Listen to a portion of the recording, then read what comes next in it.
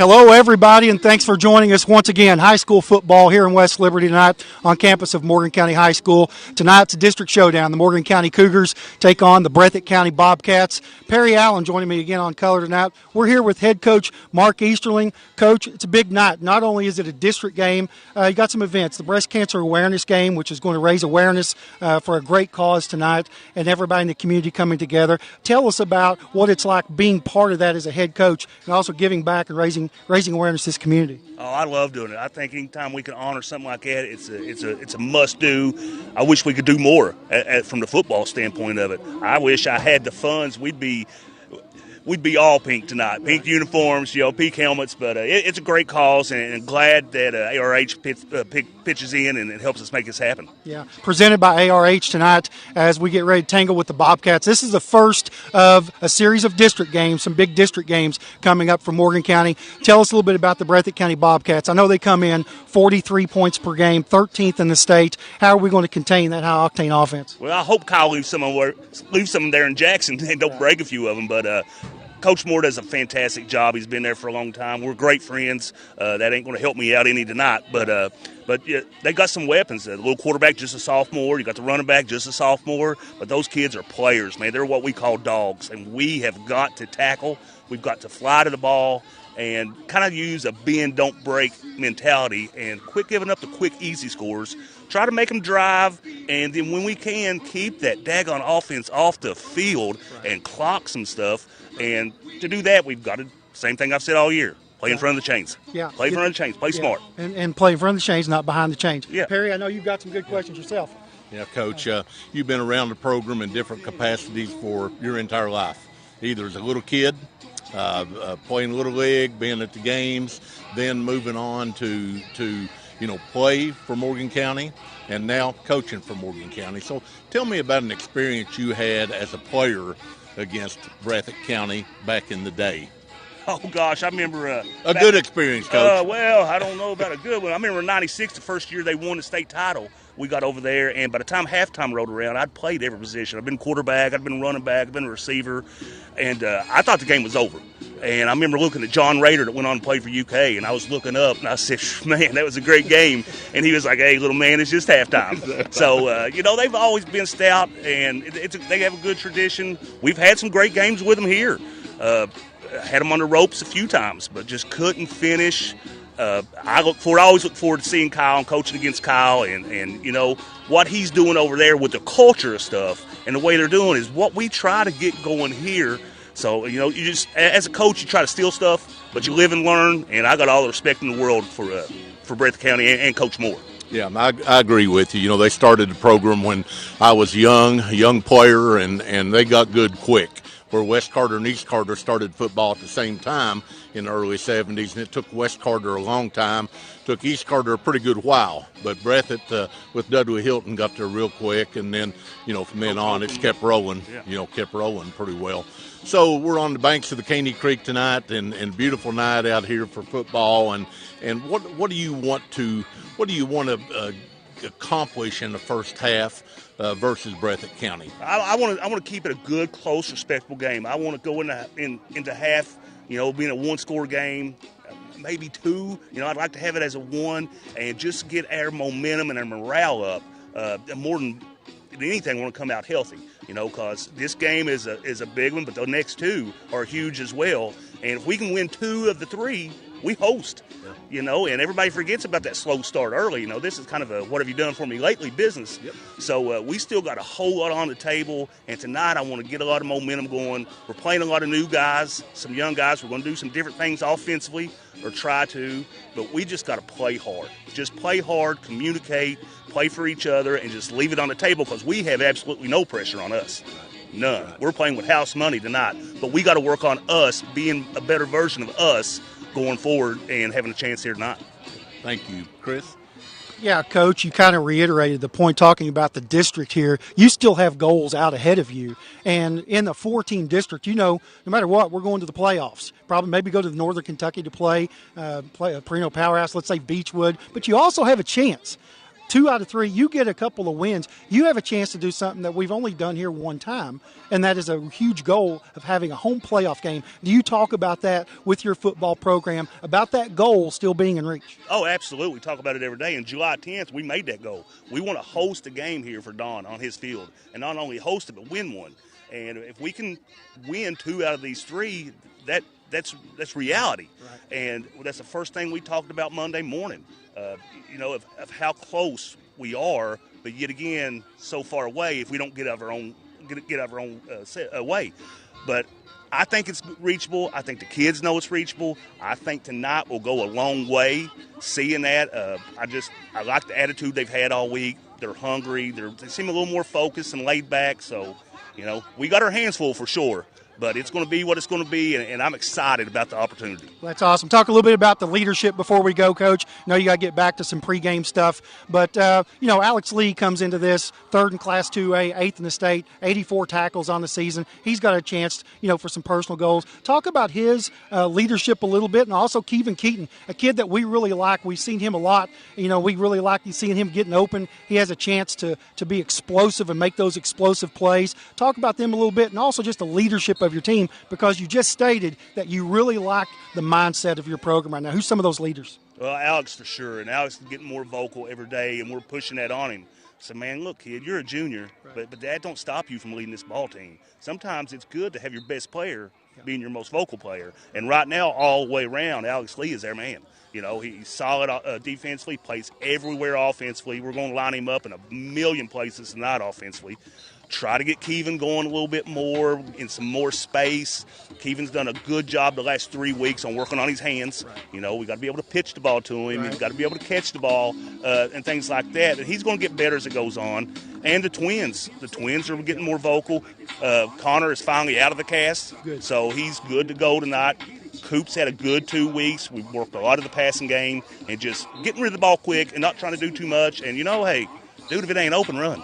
Right. Run. Take what they give you. Everything don't have to be a home run. Play inside the game.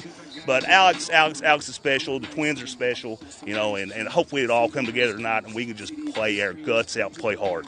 Well, mindset is everything, and it sounds like these Cougars have some great leadership and mindset going in, and not only this game, but for the rest of the season. You got a lot to play for, Coach. Good luck tonight. Got a lot on the table. Thank you, guys. Hey, thank you guys for everything you all do for this program. It's Chris Trusty Perry Allen with head football coach Mark Polo Easterling. We're going to take a short break. You're watching Cougar football on SpreeTV and SpreeTV on YouTube.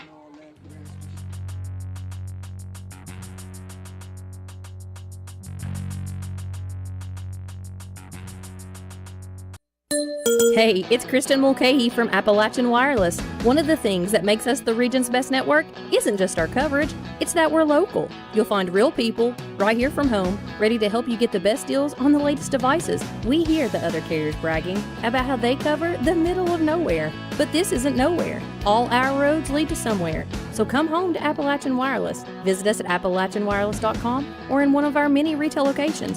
Because we are you, we are Appalachian Wireless.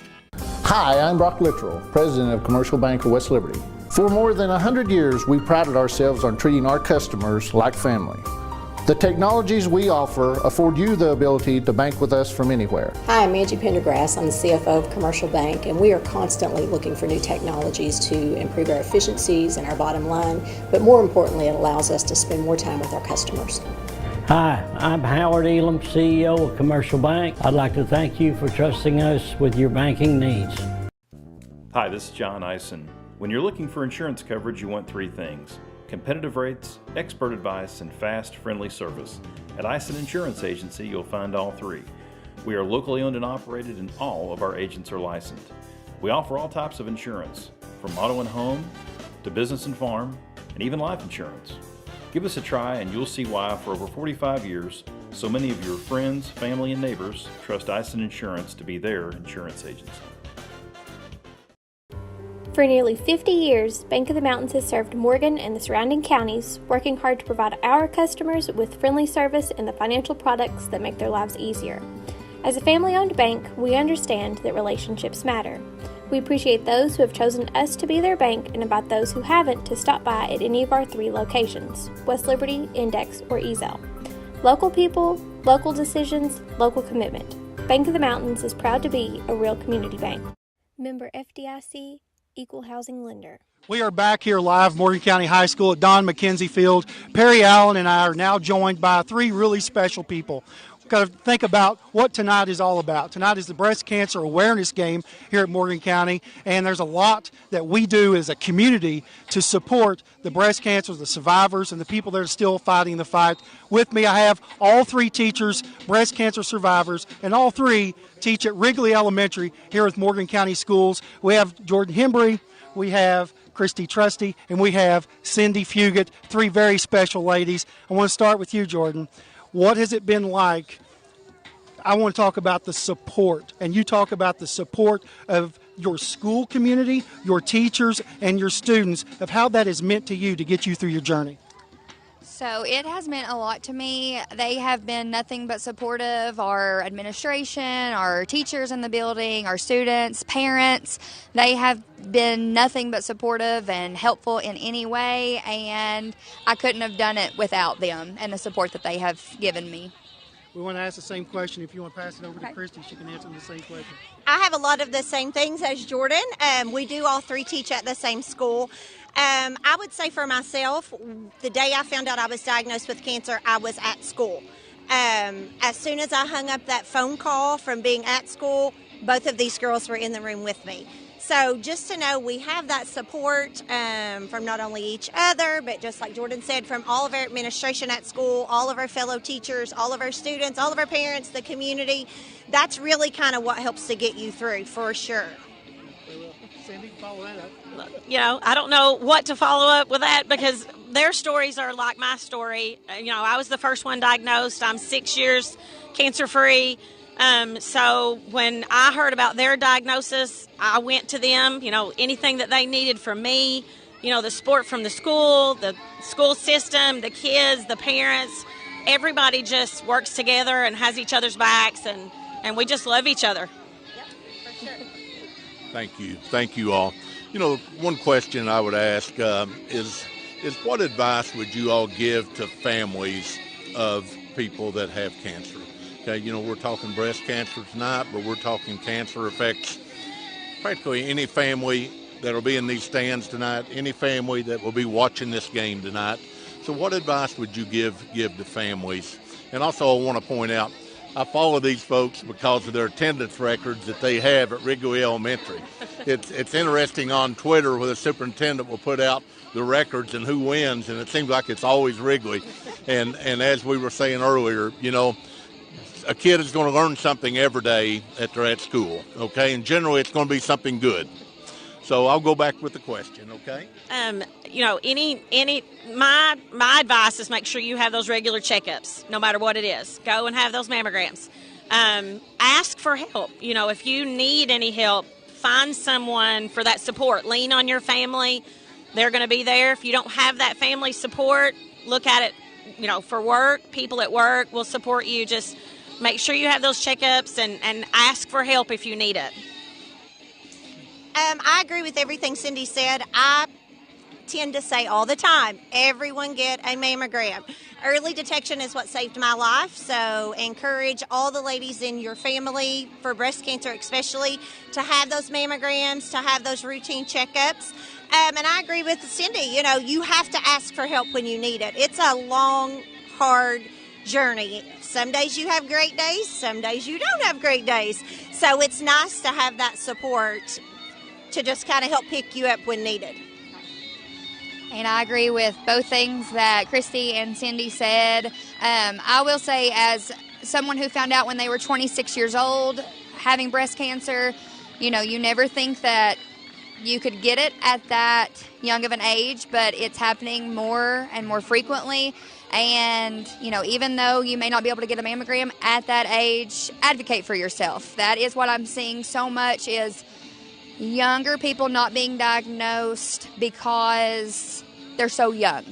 Advocate for yourself. That is the biggest advice and tip that I have given to anyone that has reached out to me with any questions. Yes, I agree. Very well said. And I think a lot of the points are, don't be scared to reach out. because you all three had a plan, and a plan by your doctors and a team of doctors to conquer that goal and to beat cancer. So one of the questions I've got too is, we know it affected all three of you, but it affected you differently. So what did you learn about yourself as a person going through the process of defeating cancer? What did it teach you, and what did you learn about yourself? I'll kind of follow up with what I just said, that, you just have to advocate for yourself.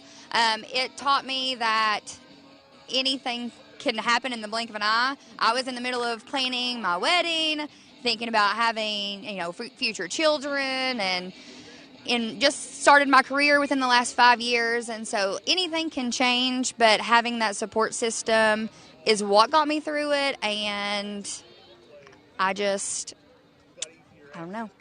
Yeah. I agree with the things Jordan said. Also, I think patience is something you have to learn. Those initial stages, once you are diagnosed with cancer, it does take a while for further testing to come up with the plan. For myself, once I had a plan, I felt so much better about the situation. I think one thing it taught me is you are strong enough to handle what you need to handle. You may think you can't, but you can. But you can for sure. Yes, and I totally agree with what they said. I found out that I was stronger than I thought I was. And with the Lord's help, we've all made it through this. And, everything that they said, I agree with that. Amen. So what are each of you all doing or planning to do in the future in relation that cancer has changed you or changed your outlook, changed your thoughts on maybe some things that you want to do in the future for yourself, for your family, for others, any of those, please? Well, you just learn not to take things for granted. Make sure you live every day to the fullest and spend time with your family. Make sure that you do those things that you might think you don't have time because you're busy and you're working, and, do it when your kids are little. My kids are grown or almost grown, but don't take advantage of any time that you have to spend with the people that you love. I also think you learn to take care of yourself. There comes lots of times you have to put you first in this situation, to take care of yourself, to be sure you are where you need to be for yourself as well as your family. I also think you just learn that small things aren't as important as you once thought they were. It just kind of puts your whole life into perspective when you're diagnosed with cancer. I agree with both things that these ladies have said, especially what Christy just said. You kind of don't sweat the small stuff anymore. It just doesn't matter in the grand scheme of things. But I've also learned I feel like I've learned how to help other people who have gone through similar situations or who have family members that are going through the same thing. I've learned a lot through this process, and I just feel grateful that I'm able to connect with some of these people and give them some advice and tips on how to get through it. Very well said, Cindy, Christy, Jordan. These people have went through the fight, continue to go through the fight, and the communities of Jackson and West Liberty, Morgan County, Breathitt County High Schools, they come together tonight in support of all of those who continue to fight. Perry's about to make a play on the football here in the pregame, but we want everybody watching, get your screenings, whatever the case may be, have your routine appointments, take their advice, and if you need to, reach out, because what has helped Christy, what's helped Cindy and Jordan, have been all of us and all of us together. Thank you guys. You guys are absolutely beautiful, absolutely awesome, sensational. You guys are great. Thank you all. We'll be back more with pregame here in a minute. You're watching Cougar football on SpreeTV.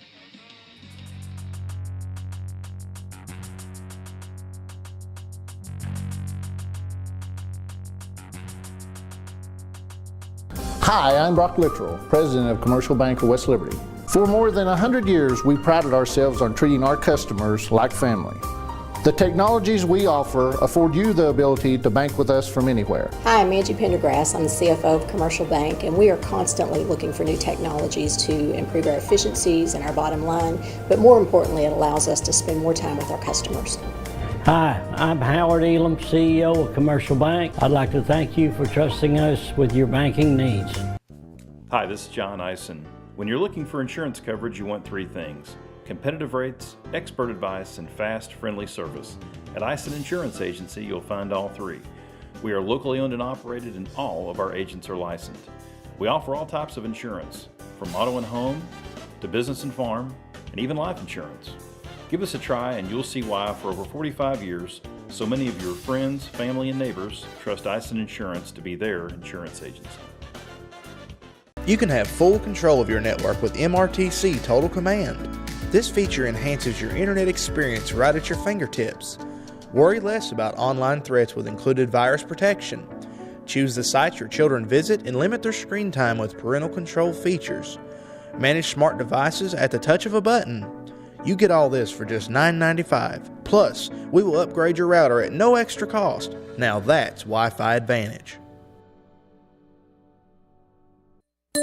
Hey, it's Kristen Mulcahy from Appalachian Wireless. One of the things that makes us the region's best network isn't just our coverage, it's that we're local. You'll find real people right here from home, ready to help you get the best deals on the latest devices. We hear the other carriers bragging about how they cover the middle of nowhere, but this isn't nowhere. All our roads lead to somewhere. So come home to Appalachian Wireless. Visit us at AppalachianWireless.com or in one of our many retail locations. Because we are you, we are Appalachian Wireless.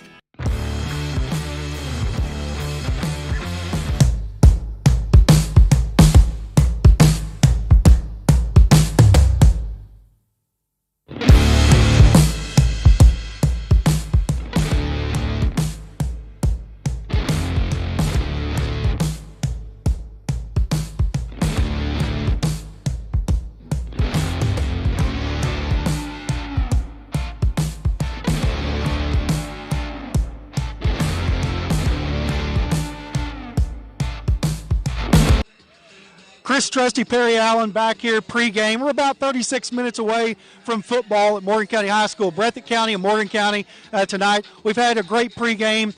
We talked to Coach Easterling, talked to our breast cancer survivors, and also tonight is a very special night in Morgan County High School. The homecoming court has been established tonight, and the majority of the court is here.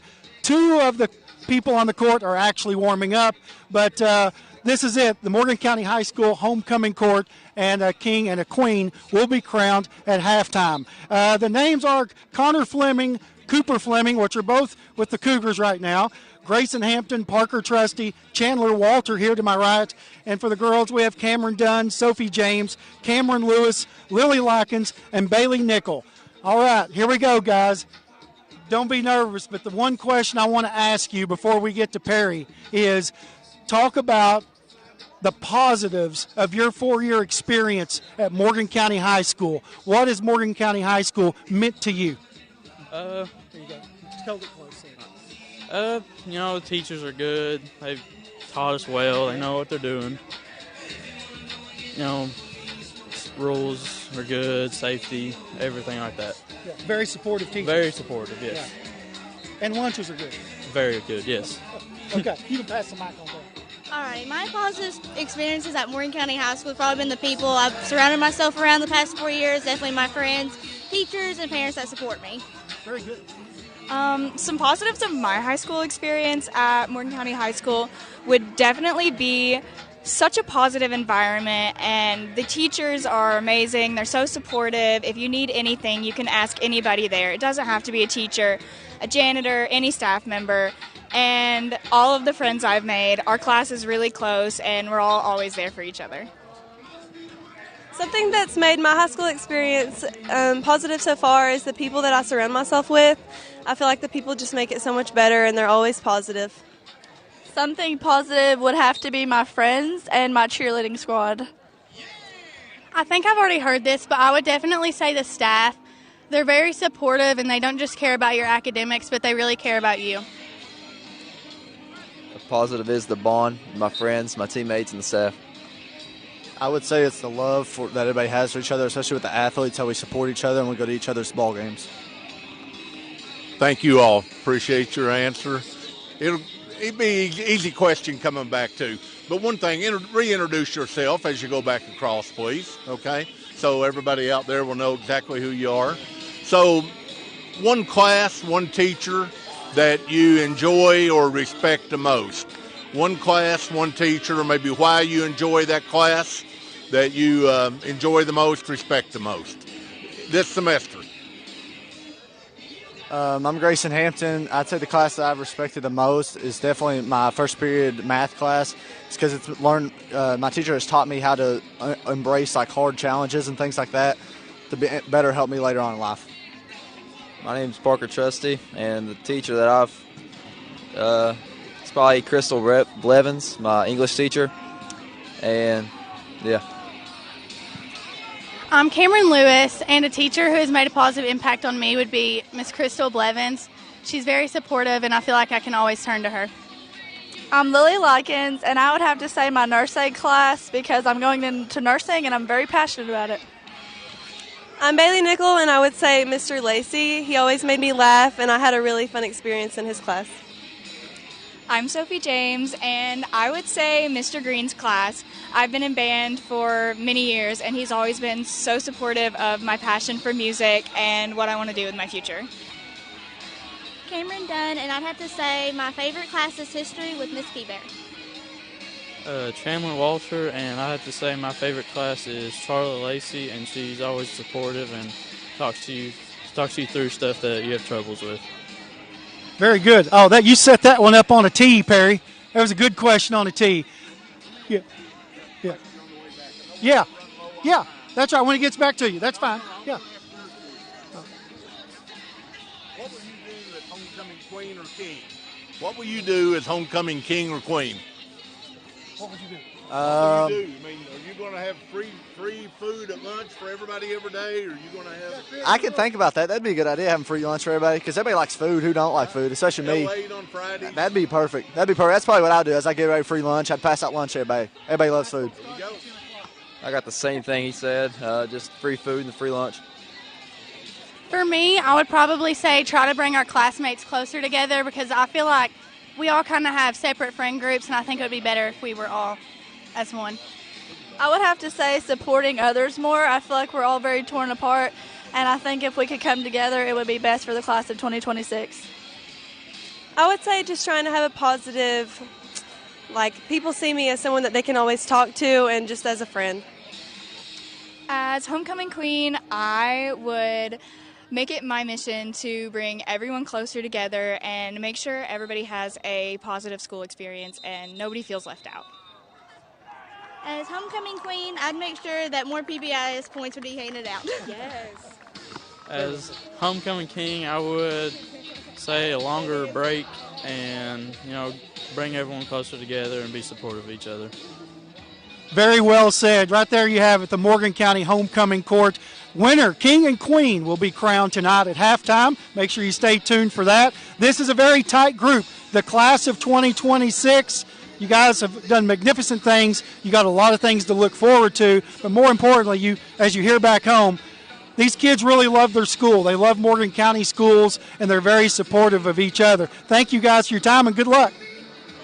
When we come back, we will have more pregame here at Morgan County High School. We're about 30 minutes away from football. Morgan County and Breathitt County getting ready to kick it off. You're watching Cougar football on SpreeTV.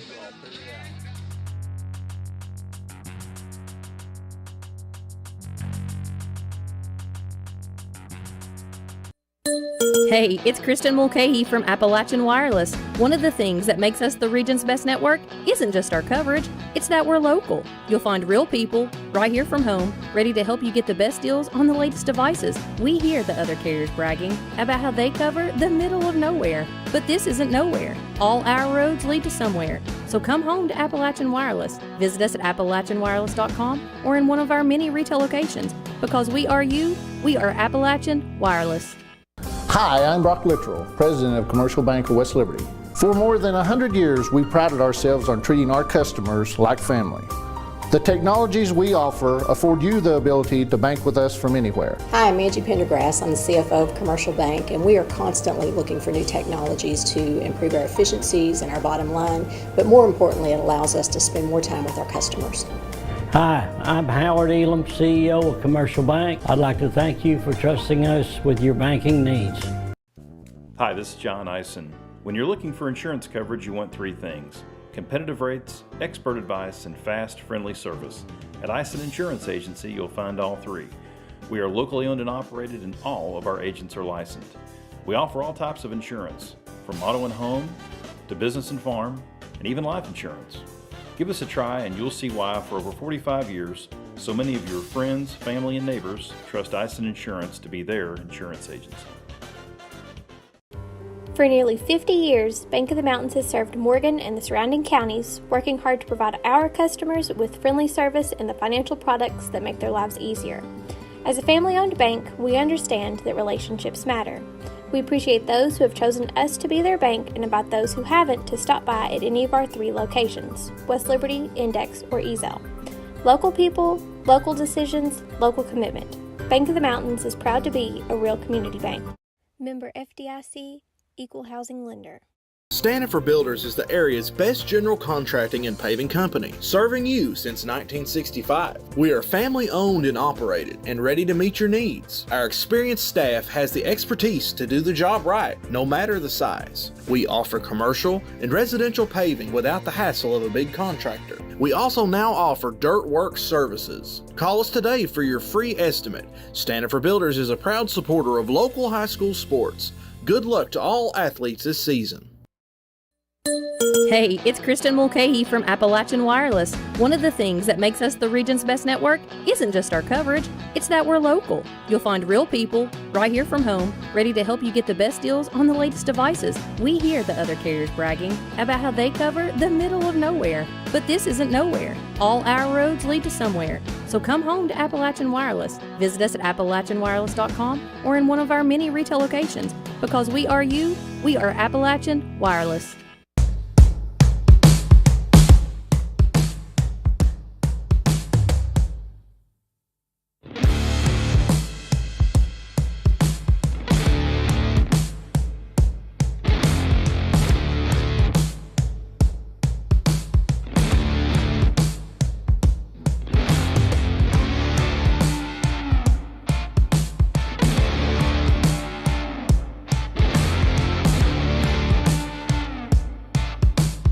You can have full control of your network with MRTC Total Command. This feature enhances your internet experience right at your fingertips. Worry less about online threats with included virus protection. Choose the sites your children visit and limit their screen time with parental control features. Manage smart devices at the touch of a button. You get all this for just $9.95. Plus, we will upgrade your router at no extra cost. Now that's Wi-Fi Advantage.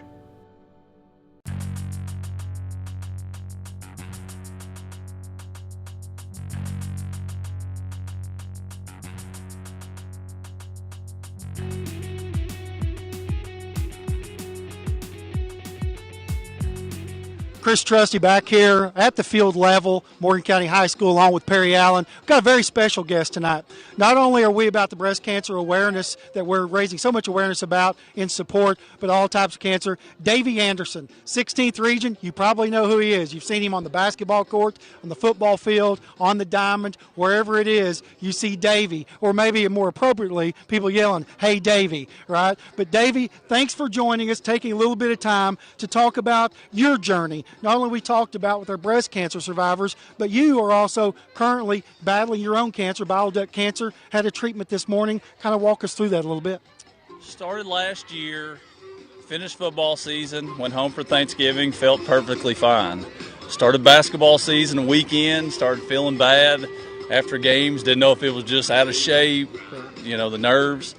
But went a weekend and just didn't feel good. And so luckily I went and got checked out, and one test led to another. And by the end of the year, on January 2nd, I went and did the test, and they said cancer showed up, and it was in my lymph nodes. And so they fortunately sent off and got some results, really good results as far as what cancer cells that they was and where it came from, and they felt like immune therapy would work very well with my type of cancer, and so they started me in treatment end of February, and I've been on that ever since. It was rough in the beginning. I lost 50 pounds, just the side effects from the couple drugs they gave me, and about the summertime we weaned me off one of the drugs, and started putting weight back on, started going to the gym, started to go to the bank every day, and just really worked my tail off all summer to get back in shape. And just kind of the journey has led me to August, where I felt like, okay, I can run football again. And the antigen number, cancer antigen number, as we know, is keep coming down. We're in the normal range, so we can kind of see the light at the end of the tunnel right now. That's awesome. And, you know, Davey, I remember the 16th Region Baseball Tournament and where you are now, and I can tell this is the first time I've seen you in person since the 16th Region Tournament. And the weight's back on. You look stronger. You look healthier. And talk about, you know, just briefly, talk about the trust in your doctors and your team. And I'll let Perry ask you a question, too, because you have something in common, especially in the banking industry. But walk us through how important that team of doctors and that support is for you. UK Marquis Center is where I went. And, of course, they're with King's Daughters in Ashland. And everything's been, I mean, great. The doctors have been up front. They've got me in when I need to. I was going in daily there for a little bit. I go in monthly now for a couple hours of treatments. They know me as the referee. Yep. They've been just very pleased with how much weight I've been able to put back on and put muscle back on. And like you said, baseball season, I was pretty weak, but I thought I could work the bases, and luckily I worked first and second a couple times, ended up working the whole regional tournament. And then I felt like from there we just kept grinding and got to here. So, right. Perry? Well, Davey, it's the first time we've met, and we talked just briefly before we went on air here. Davey's a banker. I'm a retired banker. You know, a lot in common there. And then we talked about the Nicholas County, where you're from, and Ben Pumphrey used to coach over there, and said your brother played for Ben, and you live in Ashland now. So what got you into officiating? My father was a head coach. My other brother was a head coach, and my other brother got into officiating. And when I graduated Kentucky Christian, I got into banking, got a finance degree. But he said, hey, why don't you think about refereeing? You might enjoy it, make a little extra money. And 22 years later, here we are. I've done basketball, baseball, volleyball, and football, 150 nights a year, and just the support from around the area and the people I've met along the way has just been overwhelming. Well, you look great, and I know it's a challenge, but obviously one that you're faced head on, doctor support and all. So what your takeaways from this that you would share with other people that are where you are now, where you've been, that maybe could help them just from a personal standpoint? Trust the process. You know, the doctor said these medicines will work. They will make you sick, but the better the results may be from the worse the side effects. And I've been a testament to that. Trust in your friends and family that reach out to you and continue to pray for you, and just and believe in God and believe He'll get you here. He doesn't, you know, people get sick and unfortunately die from this, but you know, it's a fight, and if you can keep fighting and believe in it and believe in yourself, you know, we can get there. And I can see it. I can see daylight now that there's an end to this. I'm going to keep taking the medicine all next year. Thankfully, it doesn't give me any side effects now, so I took a treatment this morning, took a bag of fluids, and I feel great, and I'll be able to go run again tonight. So here it is Friday night, and the Cougars and Breathitt County Bobcats on the banks of Caney Creek, and a cancer treatment this morning, and out here tonight officiating a football game at the high school level up and down the field. So for people like myself that sometimes think that life can be tough, and it is tough at times. It's tough in a lot of different ways, but obviously the way Davey's faced it with trust in his doctors, and also just moving forward with a positive attitude, as you can tell that he has, is very beneficial. So, Chris, I'll turn it back over to you. Well, thank you so much. Davey Anderson, you're absolutely one of the most respected officials around, not just in the 16th region of Northeast Kentucky, but the state of Kentucky. We're just so glad that you're continuing the fight. We're pulling for you. You know, we've been together for a long time. We went from the days of yelling at Davey to now we hug when we see each other. And you know what? It's the sports. It's how it brought us together. It's how we become friends. It's how the communities come together. It's why you do this. You do these things for the kids, but you know what? It's a lot of fun when you can bring people together. So You kind of answered my last question before we go to break, but one word advice to anybody watching out here, what advice do you have to them about if they are scared or screening? What advice do you have to people that they need to know before they go through a journey? One word is believe. Believe in yourself, believe in God, believe that Jesus will answer prayers, and just the people around you. And I thank you for being a good friend and checking in on me during all this. And just keep believing, and we'll get there. Well, that's what it's all about. You hear it there. Davey Anderson, one of the officials tonight from the 16th Region Northeast Kentucky Football Association. He's got a battle tonight. He's got some things he's got to get to. So when we come back on the other side of this pregame, we're going to be ready for Cougar football. You are watching Cougar football on SpreeTV.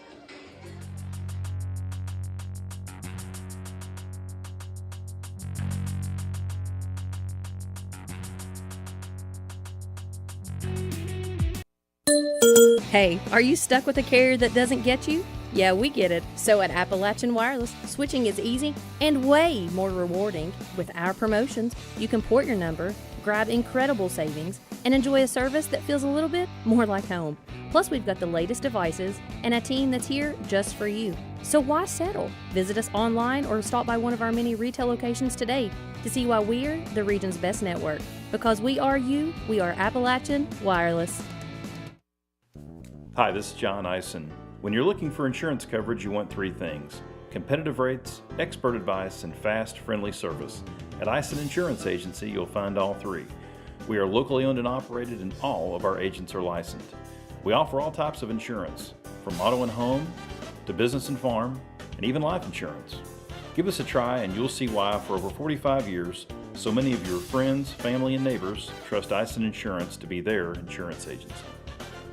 Standifer Builders is the area's best general contracting and paving company, serving you since 1965. We are family owned and operated and ready to meet your needs. Our experienced staff has the expertise to do the job right, no matter the size. We offer commercial and residential paving without the hassle of a big contractor. We also now offer dirt work services. Call us today for your free estimate. Standifer Builders is a proud supporter of local high school sports. Good luck to all athletes this season. Hi, I'm Brock Littrell, President of Commercial Bank of West Liberty. For more than 100 years, we prided ourselves on treating our customers like family. The technologies we offer afford you the ability to bank with us from anywhere. Hi, I'm Angie Pendergrass. I'm the CFO of Commercial Bank, and we are constantly looking for new technologies to improve our efficiencies and our bottom line, but more importantly, it allows us to spend more time with our customers. Hi, I'm Howard Elam, CEO of Commercial Bank. I'd like to thank you for trusting us with your banking needs. For nearly 50 years, Bank of the Mountains has served Morgan and the surrounding counties, working hard to provide our customers with friendly service and the financial products that make their lives easier. As a family-owned bank, we understand that relationships matter. We appreciate those who have chosen us to be their bank and invite those who haven't to stop by at any of our 3 locations, West Liberty, Index, or Ezel. Local people, local decisions, local commitment. Bank of the Mountains is proud to be a real community bank. Member FDIC, Equal Housing Lender. Hey, are you stuck with a carrier that doesn't get you? Yeah, we get it. So at Appalachian Wireless, switching is easy and way more rewarding. With our promotions, you can port your number, grab incredible savings, and enjoy a service that feels a little bit more like home. Plus, we've got the latest devices and a team that's here just for you. So why settle? Visit us online or stop by one of our many retail locations today to see why we're the region's best network. Because we are you, we are Appalachian Wireless.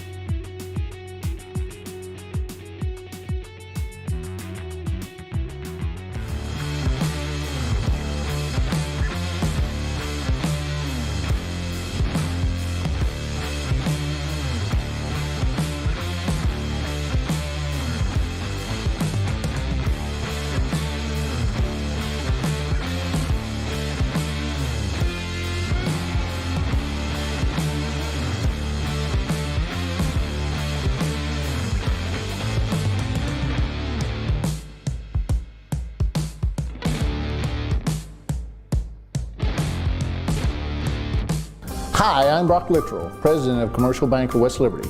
For more than 100 years, we prided ourselves on treating our customers like family.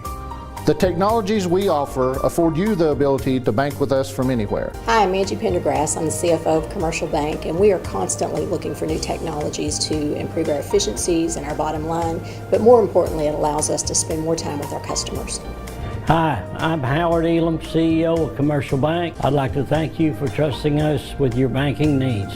Stanifer Builders is the area's best general contracting and paving company, serving you since 1965. We are family owned and operated and ready to meet your needs. Our experienced staff has the expertise to do the job right, no matter the size. We offer commercial and residential paving without the hassle of a big contractor. We also now offer dirt work services. Call us today for your free estimate. Stanifer Builders is a proud supporter of local high school sports. Good luck to all athletes this season. Hi, this is John Ison. When you're looking for insurance coverage, you want three things: competitive rates, expert advice, and fast, friendly service. At Ison Insurance Agency, you'll find all three. We are locally owned and operated, and all of our agents are licensed. We offer all types of insurance, from auto and home to business and farm, and even life insurance. Give us a try and you'll see why for over 45 years, so many of your friends, family, and neighbors trust Ison Insurance to be their insurance agency.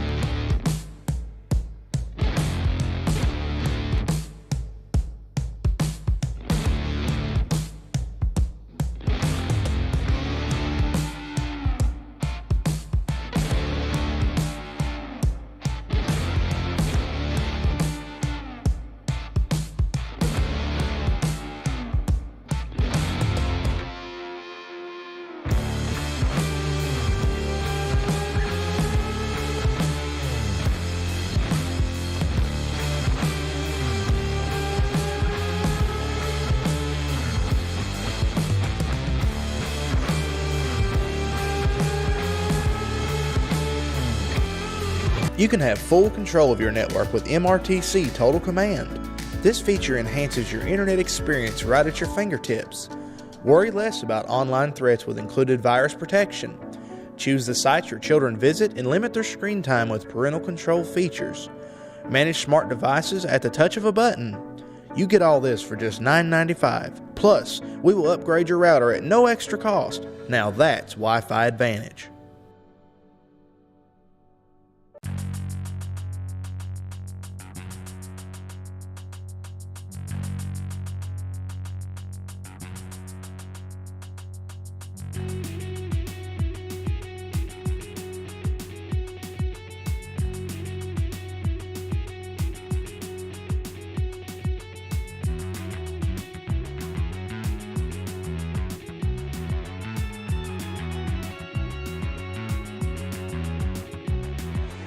We are getting set for football here in West Liberty, Morgan County High School. Joining you once again, Chris Trusty, alongside with Perry Allen, 9 minutes away from Morgan County and Breathitt County tonight.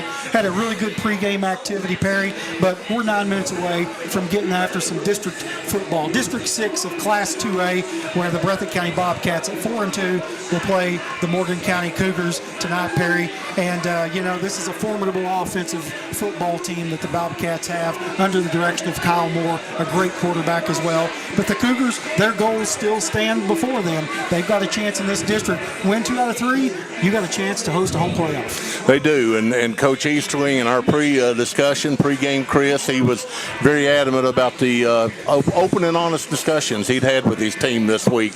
They're maybe not where they want to be, but they're also not that far away from what their goal was back in the summer, and that was hosting a first-round playoff game and winning a first-round playoff game.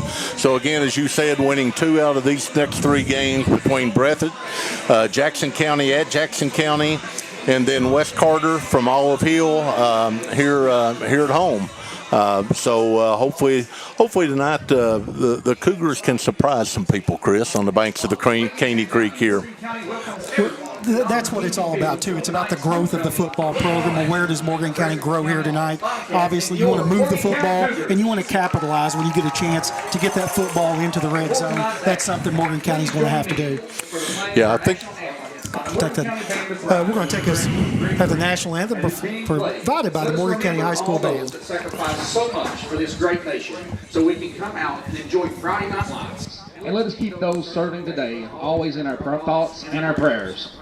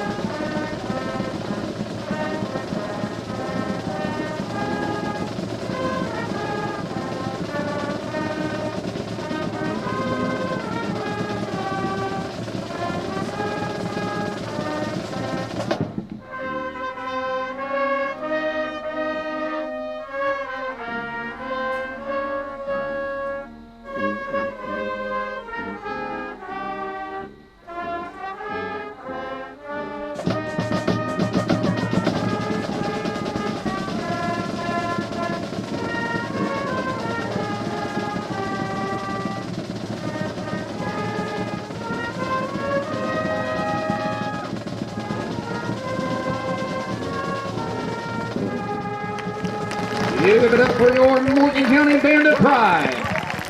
Morgan County Band of Pride under the direction of Greg Green there. National anthem. Perry, about 6 minutes away. Let's take a look now at the starting lineups for the Morgan County Cougars. And we'll start, I guess, offensively for Morgan County. Number 52, Junior Arnett. Number 54 at right guard will be Ethan Jenkins. The left guard will be Carson Napier, number 61. Right tackle, Kelton King, number 58. Number 78, Hunter Lewis at left tackle. Ty Bowman makes the start at wide receiver. He'll be wearing jersey number 2 tonight. Kevin Keaton will be number 7. He's a running back, a little bit over 90 yards a game for the sophomore. Connor Fleming, number 22, will start the X receiver. The Y receiver will be Noah Sweeney, number 24. The H-back, Alex Lee, number 28. He's 16 tackles away defensively from 100. And the quarterback, number 13, is Cooper Fleming. Perry, if you want to go over the defensive starters? I will, Chris. On the defensive line, we've got Junior Arnett, number 52, along with Carson Napier, number 61. Asa Barron, number 21. And again, Kevin Keaton, number 7. And then in the linebacker rows, we have Ethan Jenkins, number 54, Noah Swiney, number 24, and then one of the leading tacklers in the state, Alex Lee, number 28. At one corner, we have Brett Potter, number 3, and at the other corner, we have Caleb Lanshaw, number 18. And then, excuse me just a moment, Reverend moment of silence at Don McKenzie Field.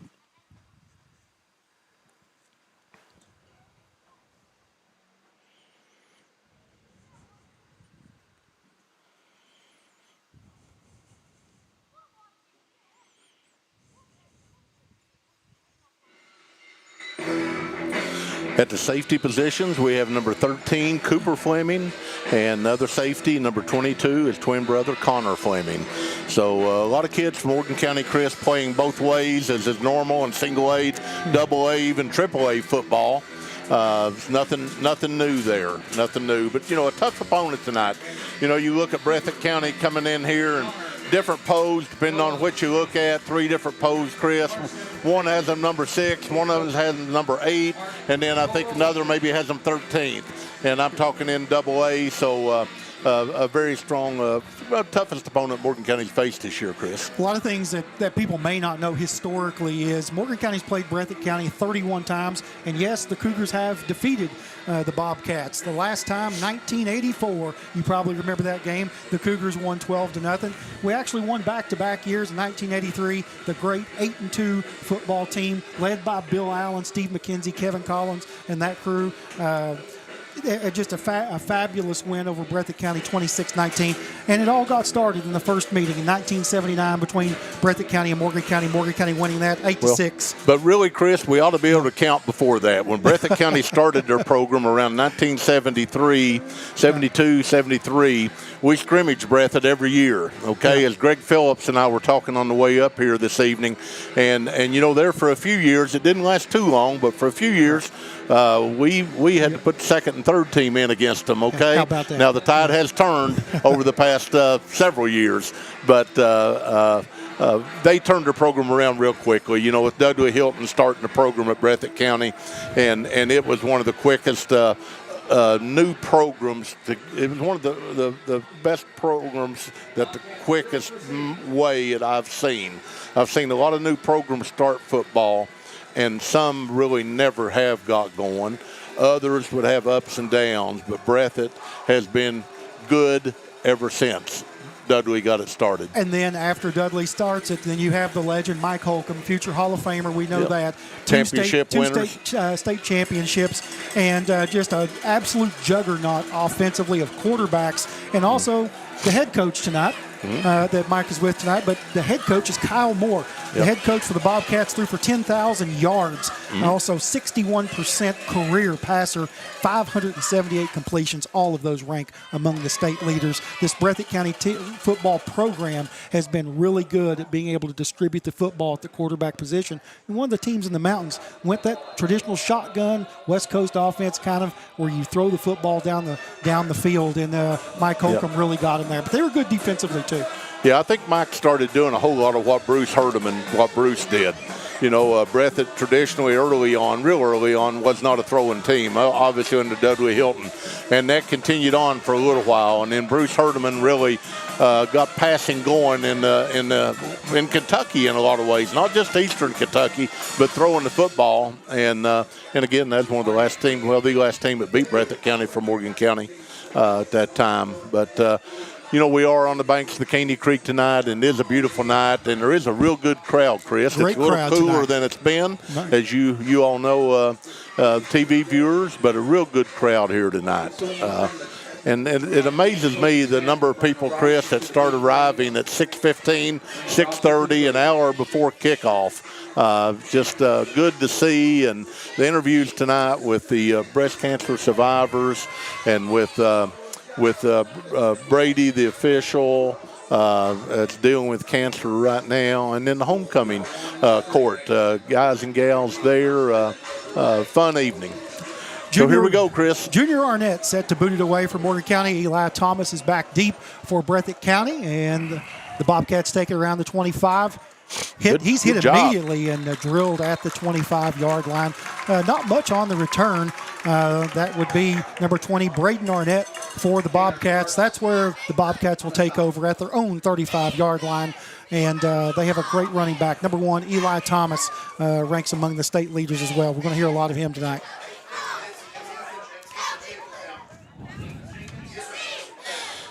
Yeah, Breathitt County is favored in this game, honestly, by about 30 points. But a lot of strange things happen in football, such as UCLA beating Penn State this past Saturday. A little unbalanced there. Breathitt County is going to shift, try to get the Cougars a little confused. They're going to hand the ball off to Eli Thomas here. He's got some running room. He's out to the 35, 40, 45, out to around the 48-yard line before he's knocked down. Pretty good open field tackle there. Brett Potter was over there on the tackle. But a first down, Eli Thomas, like I said, we're going to see a lot of him tonight for the Bobcats. 1st and 10 at their own 48 in the shotgun. He hands it off. Thomas weaving his way for about 8 or 9 yards up the middle before he's brought down. Yeah, again tonight, Morgan County's wearing the blue on blue, somewhat blue lettering also trimmed in gold, and it's very hard to make out the numbers. So I want to apologize up front. There we go, all sides Breathitt. Yeah, right tackle moved a little bit, but at the same time, could that be I thought we might have got encroachment. And in high school, when you get in that neutral zone, that's on the defense, but they're going to say it's a false start. I believe it's the right tackle, number 75, Chris, that jumped off sides there.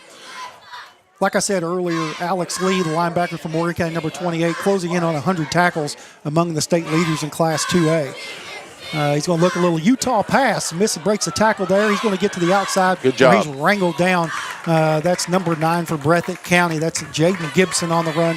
Good tackle there, Morgan County. Morgan County looks like, they're playing pretty physical up front. They are. I mean, Breathitt's moving the ball, but Morgan's not backing down. It's not like they're not scared of Breathitt County. That's by any means. Breathitt with 4 receivers out right now on a short third and 3.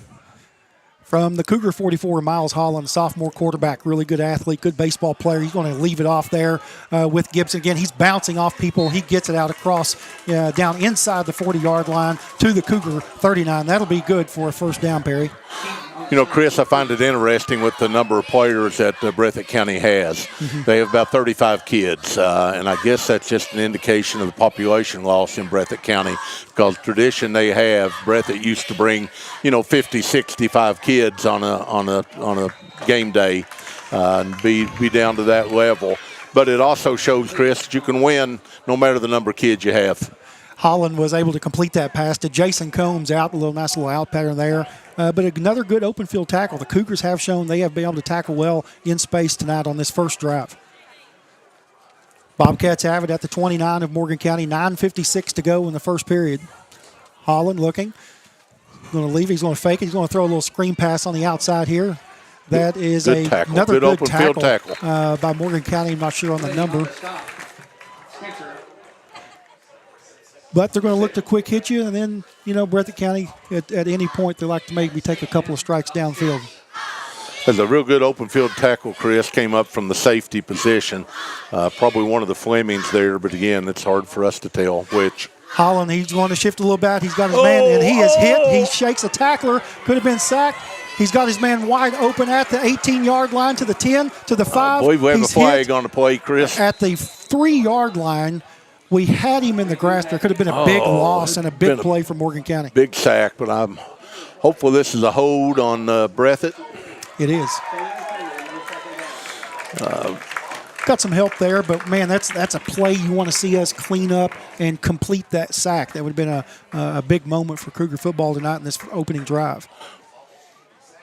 Good penetration, making the play. Just got to, like you said, bring him on down. But again, the penalty played a little bit of a role in the time that the quarterback probably had to when you have a holding call. They'll bring up second and long. They are at the 35-yard line in Morgan County. Holland looking from the call from the sideline from Coach Moore. Shotgun formation. Going to look to get a little end around here with Eli Thomas. He's got some room. He sure does. He's the 20, the 15, the 10. He's going to take it on in to the end zone for a Breathitt County touchdown. Eli Thomas doing what he does best. He takes it around the left end and scampers his way 35 yards for the opening score of the night. Breathitt County leads it 6-0 with 8:49 left to play in the first quarter.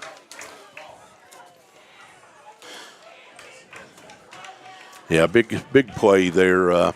That kid's already, it makes his 11th TD of the year.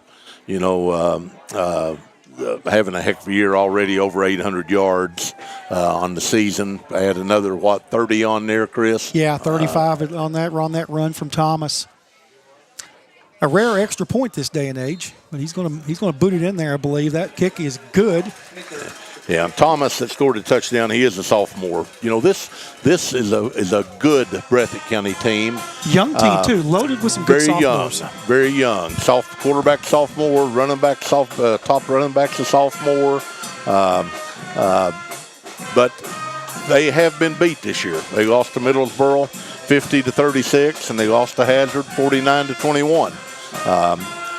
So no slouch teams they got beat by. Quality of opponents are very good there. But they have been beat. But you can see early the one difference that you do notice is overall team speed. You're able to see the speed there of Eli Thomas in the weight room and the strength up front. And you know, Morgan County, our offense and defensive lines for the most part have had a pretty good season. We've had some really good moments.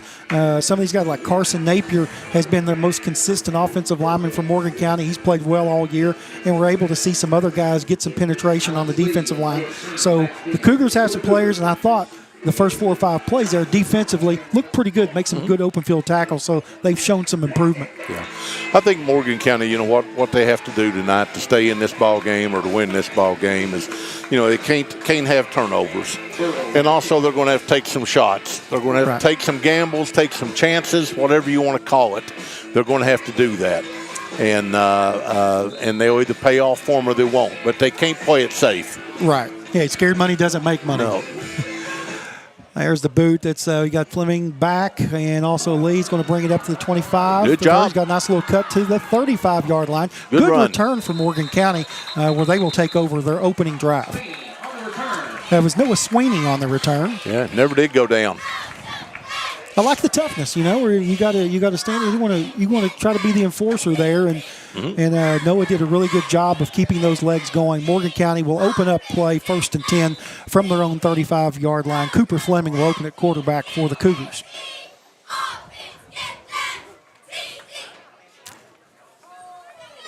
First drive for the Cougars here, as Chris was saying, and every drive's important because Morgan's they're going to have to score some points to win this game, stay in this game. Fleming looking, going to leave it off here with Keaton perhaps up the middle, or is that Lee? He gets maybe a yard or two. Maybe a yard or two. That was Kevin Keaton. Kept his feet going, Chris. You know, he didn't go down to first hit, didn't go down to first touch, which we've seen all year from Kevin. He did keep it inside, which I think is good. Breathitt County speed, you're not going to outrun them. You're going to have to, you know, go up the middle on them, and you can't go around the end. You're going to have to go up the middle on them. And, again, you're going to have to take some chances, make some plays that might go your way and they might not. Cooper Fleming on the pitch here to Keaton. He's going to go around the right side. He's got a little bit of daylight, picks up 2 or 3 yards, and once again, Morgan County is staying ahead of the chains, which was a goal of Coach Easterling. Stay ahead of the chains. Yep, got him in a 3rd and 5, 3rd and 6 position. You know, something that's manageable. Third manageable. That's what you want to be. You know, I want to give a shout out to my good friend in Breathitt County, Jackson. Judge Frank Fletcher over there. Frank and I went to college together at Moorhead, and his wife Tracy. So their son Alan, but my best to that family. Fleming's going to lift it first back through. He had a hole there, and he is at good drive Sweeney. Though. He muscles his way up. This is going to be a 4th and probably a 1 or 2. Be interesting decision we see here for Morgan County. Yeah, good little trap play there, pretty much off the right guard. And again, the running back kept his legs going, got a good gain, put us in a 4th and short 3, a long 2. And I'm really not against Coach Easterling going for this as he appears he might. I think, again, you got to take some chances. And some people say, well, if they don't get it, they take their team out of the game already. But I think they got to take some chances and make some plays early, Chris. And also milk the clock. You may want to call a timeout here and extend it, get yourself ready for this 4th down play. True. 4th and 2, 6:40 to go. The Cougars look like they're going for it. The man in motion, and they're probably not going to as a reset. There's going to be a timeout. Kind of what I thought was going to happen, and the way they took a long time to get that play in. He had in his mind already, I'm taking a timeout here. I'm just letting that clock milk a little bit. We want to keep the stay football in the game as long as possible. Make some mistakes on their end and a smart move. We'll keep it right here. Also, how about the pregame meal? AJ Services, Brian Lee AJ Services, they do a lot of things, tree trimming, things like that. The guy can do it all. Help sponsor the pregame meal. They had a shrimp boil tonight. I got in on that, Chris. I got in on that. I thought I was back at Baton Rouge with Big Daddy Don Shockey and my two brothers and Dad and Ralphie Walters and David Osborne and Danny Ray Fannin. How about that crowd? And that crew down there. And we went and watched, flew in New Orleans and spent a couple of days and took a little ride up to Baton Rouge and watched Kentucky and LSU play football and tailgated with the LSU fans. What a great lead-in. A shrimp boil, like I said, provided for the pregame meal for the Cougars today. We had some of that. Shout out to AJ Services, Brian Lee, for making that possible. Cougars here 4th and 2. Cooper Fleming's got it. Got a little end around here. Does he have enough room? Can he get to the sticks? And he will if they give him a favorable spot. I don't know. It's going to be the spot. I'm afraid his knee went down a little short. But, he was a little short. But it's going to be close. But close doesn't get it. You know, that's one, if you run to our sidelines, you might get a better spot as opposed to the Breathitt County sidelines. Good play call there, I thought, on 4th down for Morgan County. Yeah, came up a half yard short. But, again, I don't have any problem with the play and good with, play call. With Mark going forward here.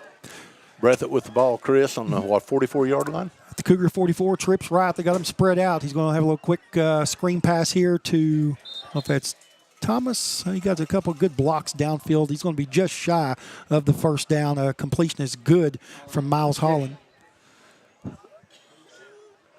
I don't have a 6 on my roster.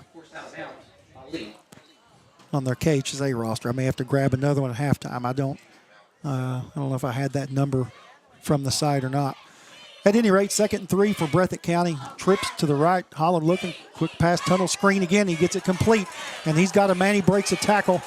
He's hauled down at the 20-yard line. That's going to be John Holland on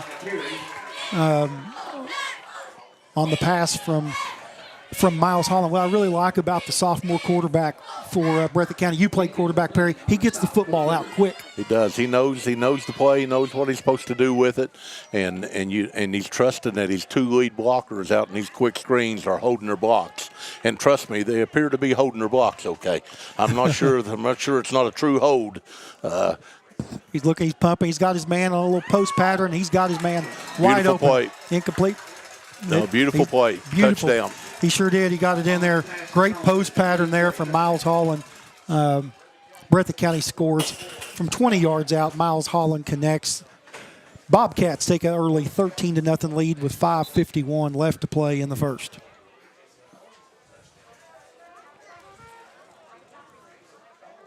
And you know what they did there too? They've kind of picked a little bit, but then they kind of set that play up. They maybe set that play up a few plays earlier. Yeah, those quick screens, and then all of a sudden you take off down the middle and extra point attempt here. He's getting it lined up. In high school, they get this off a tee. You don't do that in college. He's going to miss this one. Going to be hooked to the left. So that's going to be a 13-0. Cougars down 13-0, 5:51 left to play in the first period. We'll take a short break. When we come back, Cougars will receive it. You're watching Cougar football on SpreeTV. Hey, are you stuck with a carrier that doesn't get you? Yeah, we get it. So at Appalachian Wireless, switching is easy and way more rewarding. With our promotions, you can port your number, grab incredible savings, and enjoy a service that feels a little bit more like home. Plus, we've got the latest devices and a team that's here just for you. So why settle? Visit us online or stop by one of our many retail locations today to see why we're the region's best network. Because we are you, we are Appalachian Wireless.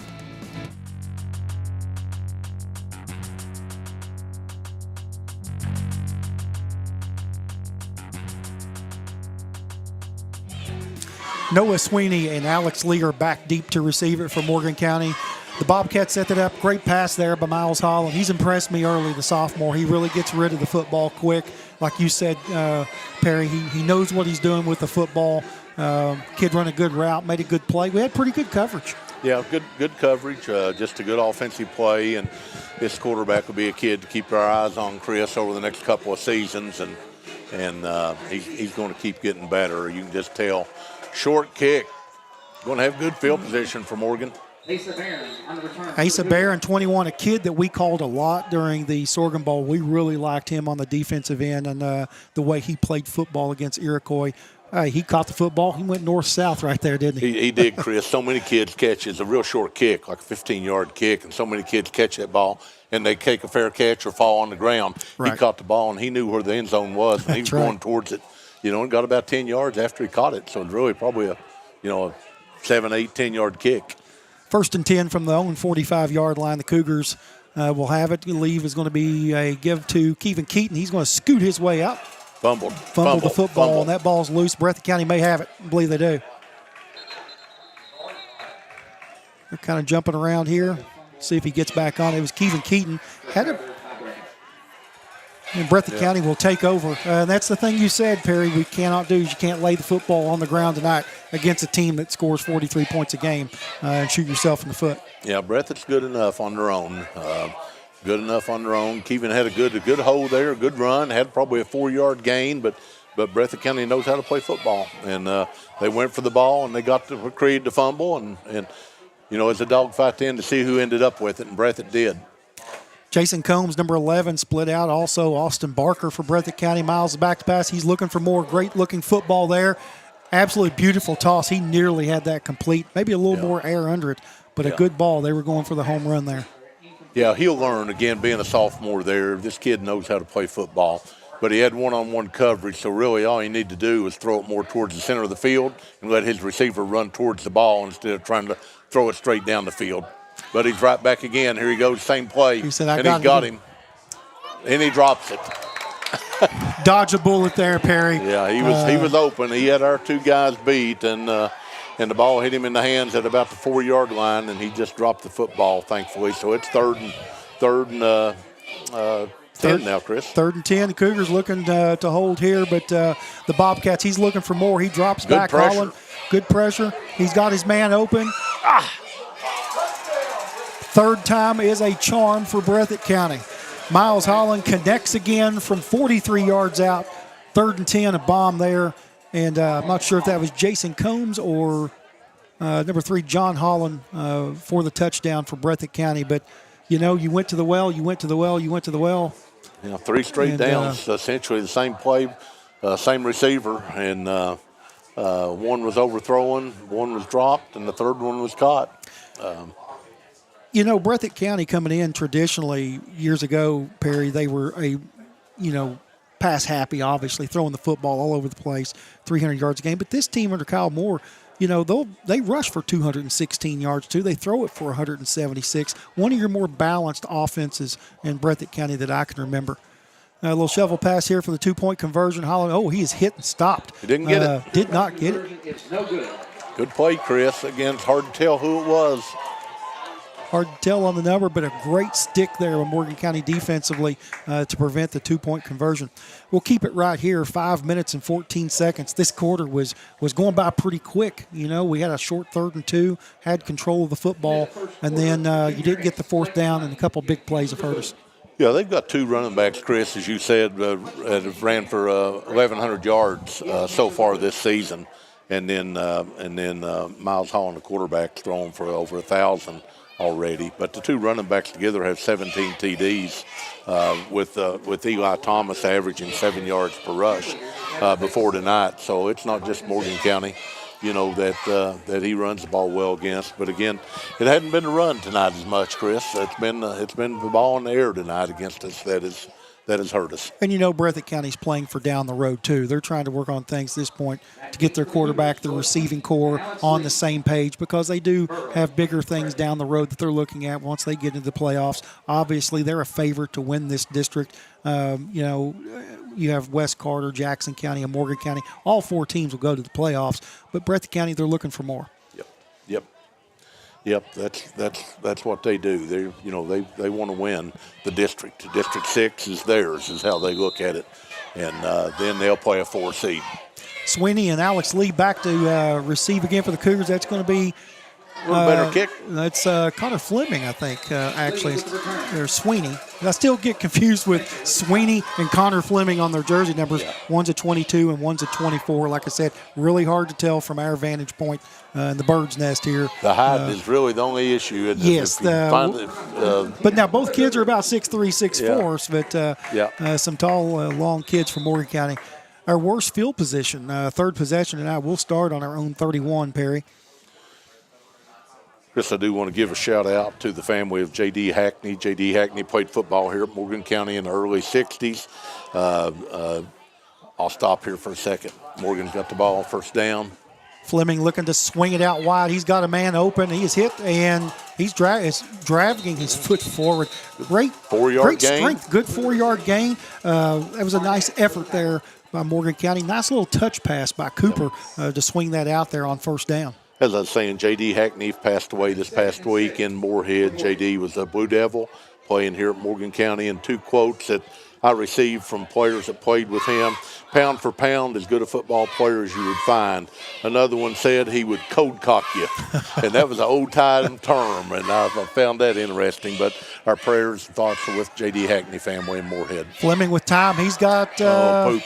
Yeah, he had plenty of time. I want to give shouts out. Offensive line created a really nice pocket for Cooper Fleming. He just overthrew him, and he wasn't too open to start with, so probably good he overthrew him.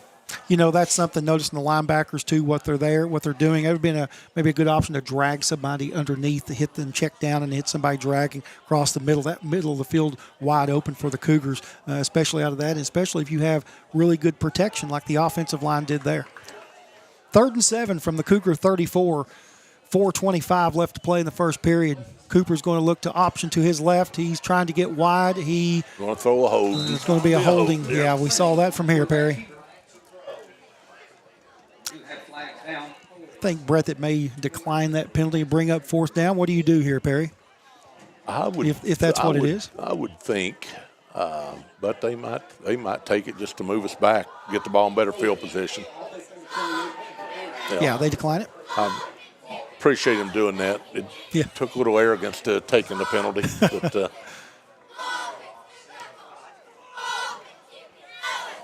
it's going to bring her up 4th and 7 for Morgan County at their own 34-yard line. Clock is rolling. Cougars are going to sub in. Looks like they're going to punt the football away. Something you probably want to do here, Perry, is punt this football at an angle and try to get it down the field, but also where it's not returnable. Snap. He's going to punt it from about his 32. End-over-end punt. Some roll here that for ball's us. Going to check up like a pitching wedge. Him touch it. He touched it. He sure did. I thought he may have touched his foot. I think he did. They're not going to give it to him. Oh, I'm not sure about our boy Brady that we interviewed before the game. Yeah, that was Davey right there in that call. Davey, I'm sorry. We need to have a GoPro on his hat there to kind of see a little closer. I missed my binoculars on that one as well. But that ball checked up just like a pitching wedge, and it kind of looked like from here it may have touched the Breathitt County foot. At any rate, they're going to take over at their own 40-yard line. Do they go one more shot here, or are you going to leave it off for Thomas if you're Breathitt County? You know, it really, in my opinion, comes down to kind of what you said, Chris. What do they want to accomplish? There's a swing out. They've made a living out there with the screen pass. Holland connects with Thomas on the reception there, and he's racking up receiving and some rushing yards tonight. It's going to bring up a first down at the Cougar 42-yard line. 3:43 left to play. You know, from an efficiency standpoint, Chris, I really like how Breathitt does it. They operate off the sidelines. They call the play in by signal. Quarterback's there, offense is lined up, and they're ready to run the play. Holland drops back. He's got pretty good protection. He's looking for something big, and he's got it. Number 11, Chris. Number 11, that's Jason Combs, and he just found an easy route behind the Cougar secondary there and connected for the 4th touchdown of the quarter for Breathitt County. They're kind of having their way with the air raid, similar to what we saw under Coach Holcomb in the mid-'90s. They are. You know, they've got some speed, and they've got a quarterback that can throw the ball, and they've got a line that's providing, pretty good protection overall. Not that we haven't got some pressure, but even when we have, he's moved enough to avoid it. They're just beating their corners and safeties. lining up for the extra point now after a 2-point conversion try the last time, trying to get it back on track for Breathitt County with the extra point, 25-0. He's going to boot that one through, I believe, and that is good. So with 3:27 left to play, it's Breathitt County 26, Morgan County nothing. We're going to take a short break. You're listening to Cougar Football on SpreeTV.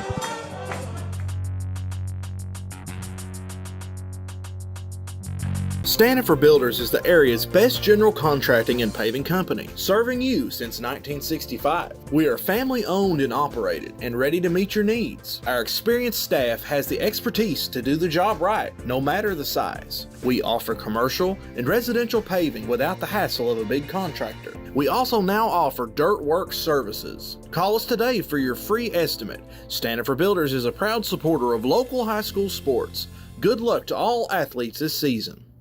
Breathitt County Bobcats in control of this one early on, looking to near the mark of the 35 points where you get a running clock. And, Perry, that's something also I'm sure Breathitt County wants to try to accomplish, too, because they want to get some looks at some different kids in some different situations as this game unfolds. Yeah, some big games across the state tonight, Chris. We have Boyd County versus Ashland tonight. Huge game. Both of them with pretty good teams this year. Not great teams, but pretty good teams. We have Paris versus Nicholas County tonight. Nicholas County is 7-0, and no, Ben Humphrey isn't still coaching. Pumphrey at Nicholas County. But Morgan County plays Paris, I believe, Chris, last game of the season. 31st. Paris is ranked 11th in the state. Nicholas is 7-0 tonight. And we have a big game in Louisville. Manuel is playing St. X tonight. Manuel is ranked 8th overall in state. St. X 5th. B.J. Benton, who played here, his dad, Jeff Benton, who played some football here. Yes.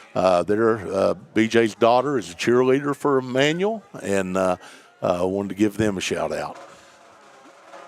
There's a kick by Breathitt County. That thing is bouncing, corralled at about the 23-yard line and brought out to about the 35. Another pretty good start for Morgan County. Speaking of Manual, we used to call them the old DuPont Manual. Yeah, still is. The Crimson, is that correct? Is that the, if I can get my mascots correct, the Crimson? I can't go there with you. I would agree with you. Okay, you're going to agree with me because I also think that they used to have one of the largest high school stadiums in the state at one time, held around 10,000 people for a high school stadium.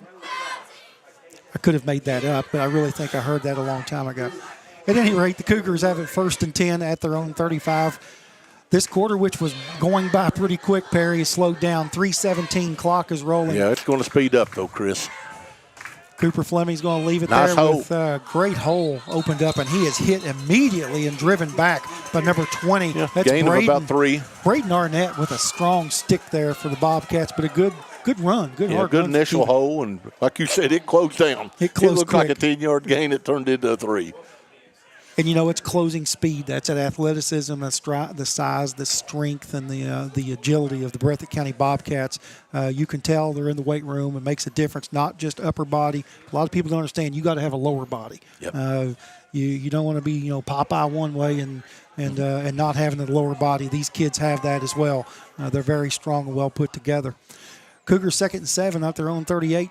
Fleming is going to option. He's going to pitch it out to Sweeney. I believe he is hit, stopped, and driven back.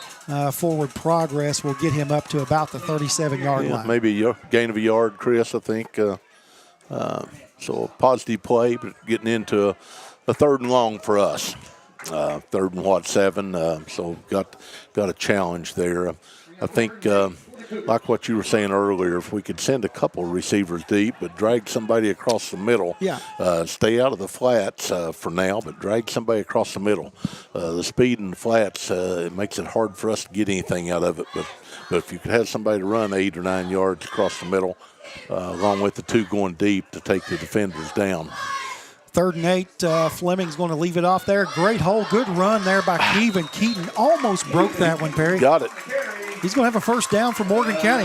Great run. Another great hole opened up by the Morgan County offensive line, who's, I think, looked really good in this football game. Very much so, Chris. Very much so. A nice hole there. He took advantage of the hole, but he also ran through a couple of tackles. Got Hunter Lewis, Junior Arnett. Don't forget. Hunter Lewis, Junior Arnett on that offensive line. Carson Napier. Ethan Jenkins, I think, has moved to a guard. Like I said, they've opened some holes tonight. Great run by Kevin Keaton to set up the first down. Going to go back to him again. He's going to weave his way through. Nice job there, making a nice jump cut at the line of scrimmage to get a couple of yards by Keaton. Showing some growth there. Yeah, there hadn't been but a couple of negative plays, Chris, which is very important for a team like Morgan that doesn't throw the ball well. So hard for us to overcome, loss of 2 and 3 and 4 yards. As we close the quarter, 33 seconds left. Give shouts out tonight to our game sponsors, Bank of the Mountains, Commercial Bank, Appalachian Wireless, and Ison Insurance Agency. Those game sponsors are huge and crucial to our community. You know them all too well. These sponsors are always there for Morgan County and other schools as well. We're going to close it out here. It looks like they're going to go on to the second quarter. There's about 10 seconds left. It's Breathitt County 26, Morgan County nothing. We'll be back here shortly. You're listening to and watching Morgan County football on SpreeTV.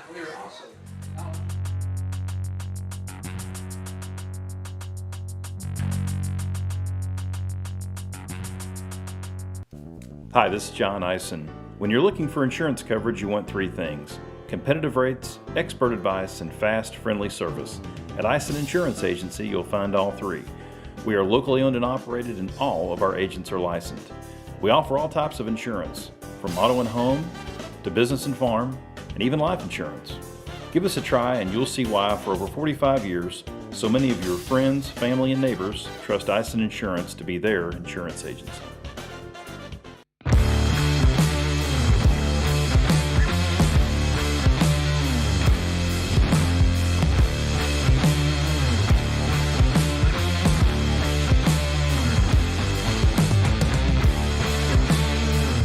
We're getting set for the second period of play here at Don McKenzie Field, Morgan County High School, West Liberty, Kentucky.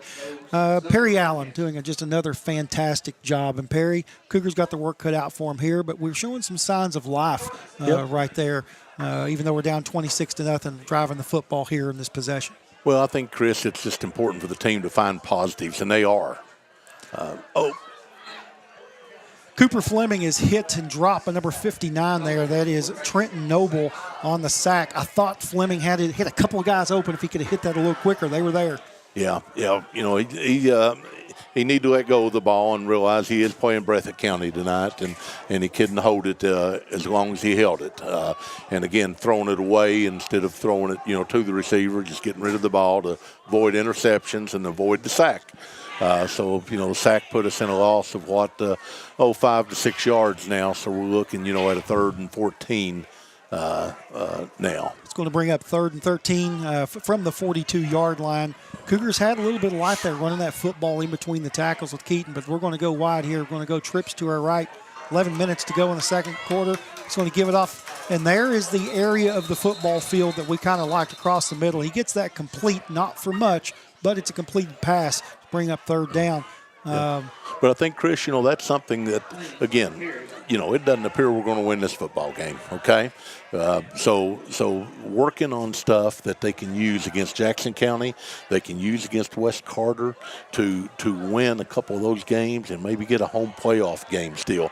So setting up, that pass play there was not going to get them 14 yards, but that's a play they can use in future games that they've built off of now. They completed it.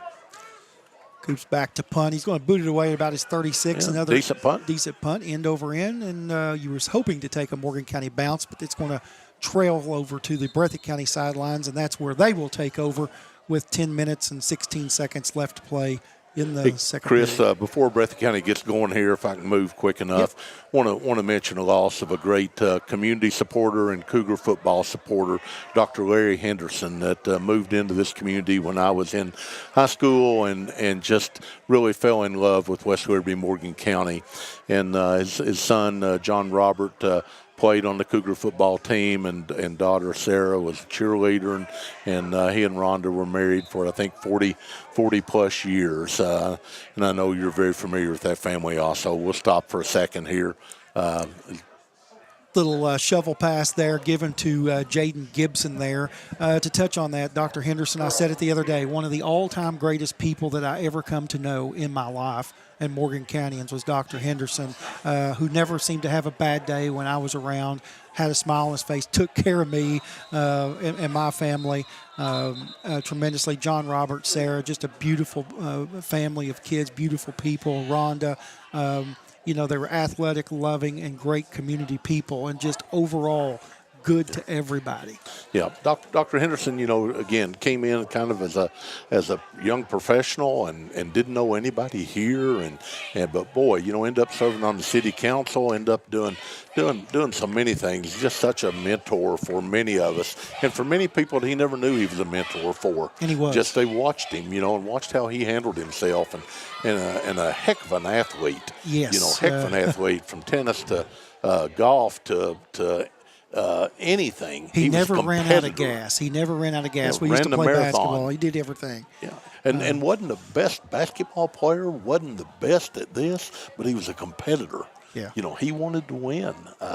But he was a special person. I was coming up the steps here a while ago at the stadium and stopped to talk to Debbie Easterling, Coach Mark's mother, and I put he and Dr. Holbrook in about the same boat. Right. They were always willing to help people and wanted to support people, and especially the youth of Morgan County, and they done such a great job at it, both of them. So our prayers and thoughts are with Dr. Henderson's family, Rhonda, and the kids and grandkids. Another shovel pass there given maybe to Gibson, number 9. He's out to cross the 50-yard line, and he's going to be knocked down at about the Cougar 41 and host of Cougars there on the tackle. Breathitt County looking on. They used to call that the old Utah pass in the 1980s. Is that correct? And now the shovel pass? That's correct. I think Urban Meyer coached there at that time at Utah, I want to say maybe. Because it is a forward pass. It's not a rush. Yeah, so it'd be an incompletion versus a fumble if it goes bad. Holland looking. He's going to scramble out, roll to his left. Good pressure from Morgan County. A good throw, but good pressure by the Cougars. Forced him to throw the ball wide of his receiver. Pretty good coverage on the play, all the way around the field. And 2 defensive linemen in pressuring him. Was that Julian Osborne, number 5 from Morgan County? One thing you tell your corners and your safeties is you get deep as the deepest. You don't want to get beat, and he did not on that one. So pretty good coverage to come up just past the outstretched arms of Jason Combs, who tried to keep some feet in bounds there. There's Holland again. He's got it. He's up the gut and brought down just shy. That was he's short by foot, maybe. Brings up second and short or third and short. 3rd and 1, I think, Chris. They got pretty much anything at their disposal here, what they want to do offensively with Holland. Obviously, he's got some great speed, too, that he can do what he wants. There's another little shovel pass, and that's an incomplete pass, what we were just talking about. That's not a fumble.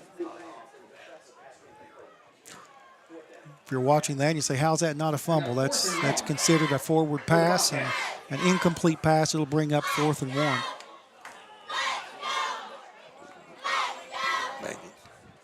So I was all over the Crimson there, right? Jeff was. Somebody quizzed me. I had a friend, actually Jeff Benton, sent it that they were the Crimson, and our Manuel DuPont is the Crimson.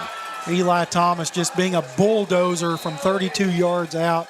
And Thomas, man, the upper body strength he had there just to go through the Cougar defenders and scamper 32 yards for another Breathitt County touchdown, puts them up 32-0 here midway through the second period. But, yeah, I was going to say, people can ask me all the time, what's such and such, what's the school's mascot? And I usually can kind of nail those, and I was glad I got that one on the spot, the Manuel Crimson. You've watched sports your entire life, Chris, and participated in sports, and your kids in the same boat. And good to see you, Mom and Dad, out here tonight, Chris. Seeing Allison Scherer down on the front row here way before the game started, and obviously Christy being a breast cancer survivor, and then there's Parker in the homecoming court. So a big night for the trustees, and again, good to see you, Mom and Dad, out here. And so many of the traditional fans still come to the games, and that's great to see. A lot of people don't realize that, Big Al, my dad, probably seen in this stadium here tonight, just as many Morgan County High School football games home and away as anybody here. And, 20, 25, 30 years in a row where he would never miss a home or away game. And even myself, that's how we kind of fell in love with high school football, going to the games and watching the Cougar greats, and especially back in the early 80s, kind of gets in your blood. And that's what makes high school football so special, is when you connect with your community, even when you don't have a kid playing. Dad was taking us to watch Morgan County football. Yep. So many people have done that over the years and continue to do it. And Breathitt County brought a good crowd tonight too. They sure did. Good to see our neighbors. So many of those folks still play golf over at Pleasant Valley, and use that as kind of their course. And friendships have developed on the golf course between the two counties. And I can remember as Morgan County receives this at their own 25-yard line, he's got some room and another good field position nice there. Run. Almost breaks that. Nice return, Chris. Noah Swinney with another great run. But, Morgan and Breathitt pretty close, been district rivals. But during the stretch that Breathitt County was on their state title runs, a lot of Morgan County people would go over and cheer for Breathitt County when they were in the playoffs. You see a lot of Morgan County people getting on, saying, hey, we're supporting Breathitt County once they get into the playoffs. Was kind of neat to see. Yeah, I stopped actually when I was living in Pikeville, Chris, on the way from Pikeville to Lexington one Friday night. Intentionally had put a pair of boots in. It was a cold playoff night, and stopped and watched the cannon go off over there, watched the entire game from the sidelines.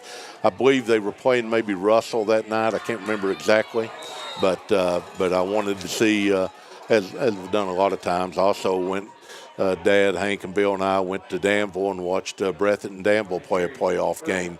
At that point, Breathitt beat them. I think John Rader was playing maybe for Breathitt then. It went on to play at UK, and I think Danville at that point had lost 6 games on their home field before Breathitt beat them in the playoffs at Danville. Kevin Keaton got nowhere. It's hard to run wide and get speed out on this Breathitt County defense, and he took a lick there with a loss of 1. Sets up 2nd and 11. Little trap here for. Got to cut it.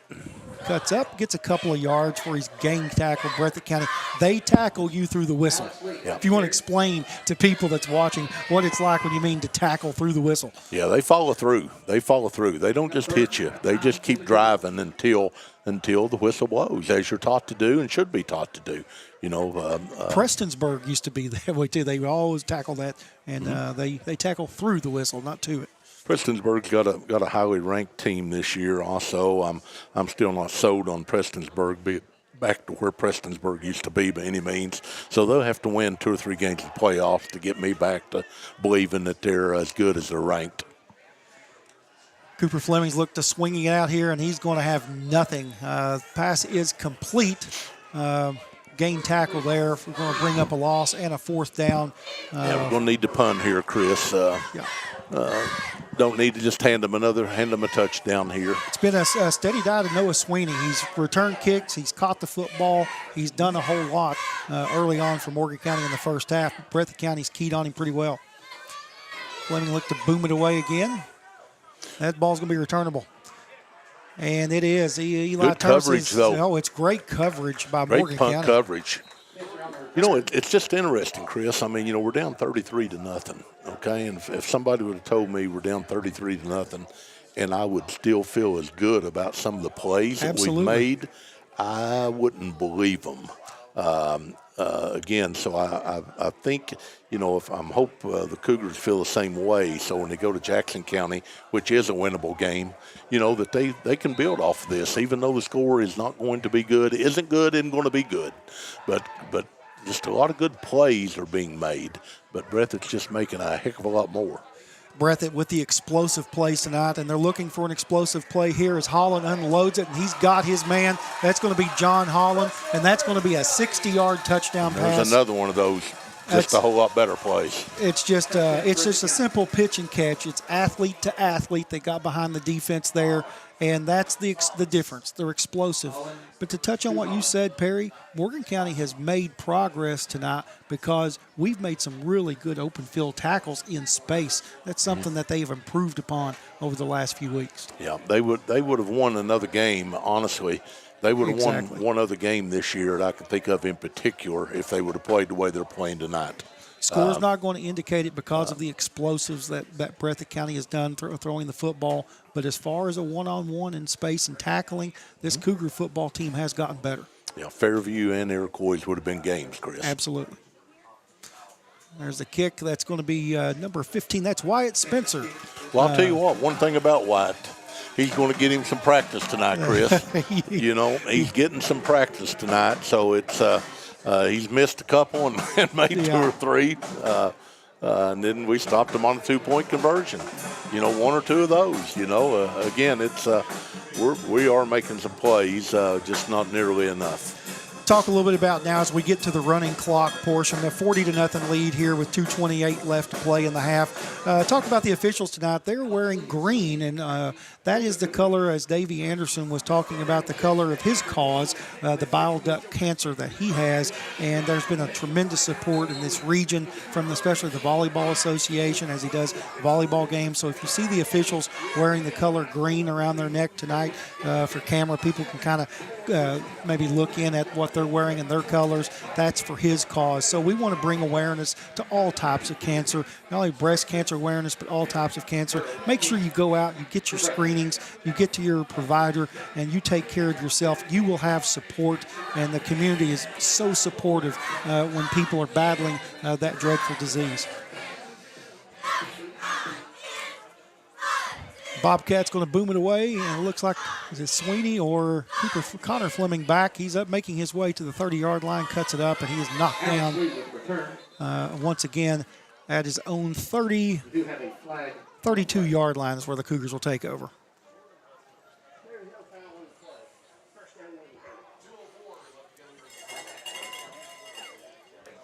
No 2-minute warning, shouldn't be any warning. That clock is going to roll 40-0 Breathitt County with 1:55 left before halftime. Big event at the half, Perry. We're going to crown the homecoming king and queen tonight. We are going to do that. Chris, you and I are going to talk later in the game about our top 5, 10 coaches for high school football in Eastern Kentucky, who you think were the top coaches, who I think were the top coaches. And again, that doesn't mean we saw all these people coach.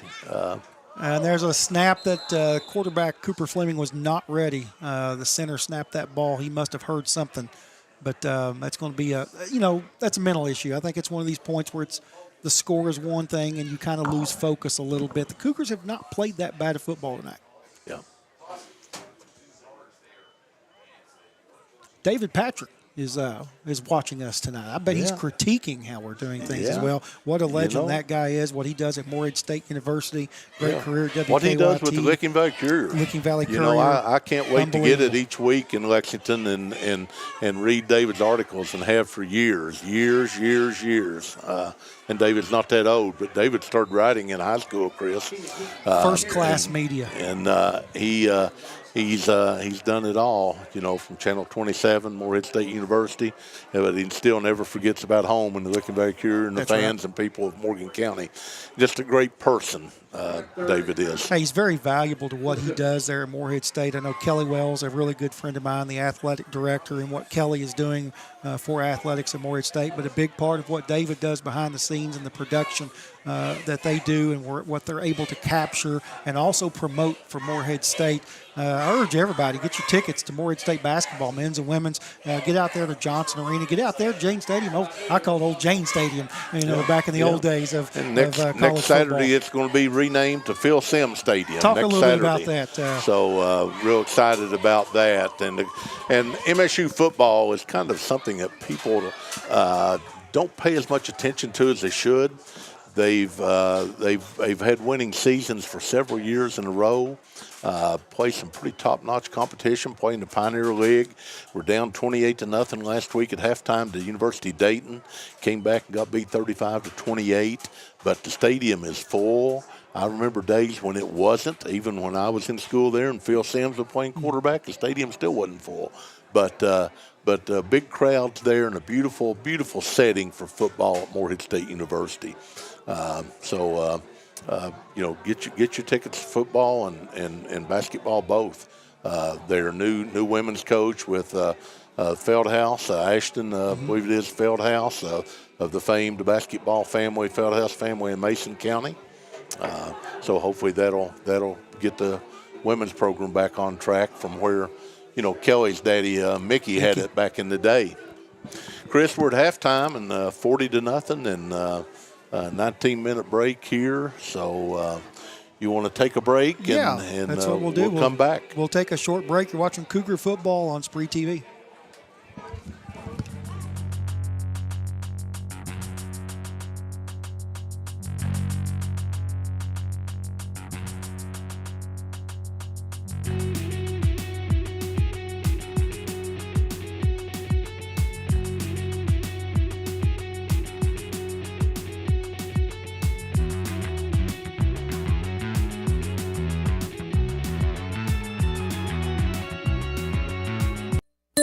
Hey, it's Kristen Mulcahy from Appalachian Wireless. One of the things that makes us the region's best network isn't just our coverage, it's that we're local. You'll find real people right here from home, ready to help you get the best deals on the latest devices. We hear the other carriers bragging about how they cover the middle of nowhere, but this isn't nowhere. All our roads lead to somewhere. So come home to Appalachian Wireless. Visit us at AppalachianWireless.com or in one of our many retail locations. Because we are you, we are Appalachian Wireless.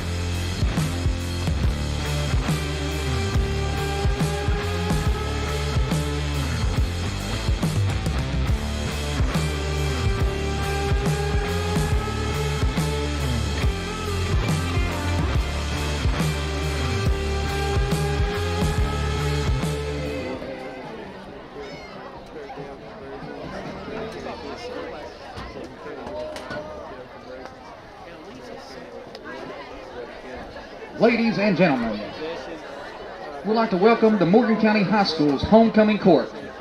These students are seniors here at MCHS and were nominated by students of the class of 2026. Our first candidates, Cameron Dunn and Connor Fleming. Cameron is the daughter of Chris Bellamy. Her future plans include going to cosmetology school. She is escorted tonight by Connor Fleming, son of Ricky and Christy Fleming. His future plans include attending Morehead State University and majoring in engineering. Cameron Dunn and Connor Fleming.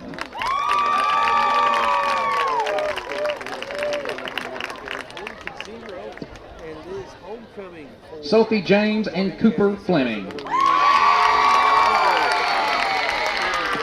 Sophie is the daughter of Tanya and Jason James. Her future plans include attending Morehead State University and majoring in music education and in hopes of becoming a music teacher. She is escorted tonight by Cooper Fleming, son of Ricky and Christy Fleming. His future plans include going into welding school. Sophie James and Cooper Fleming.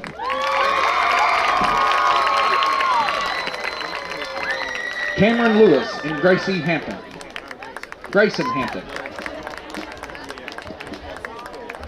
Cameron Lewis is the daughter of the late Jessica Likens and Chris Lewis.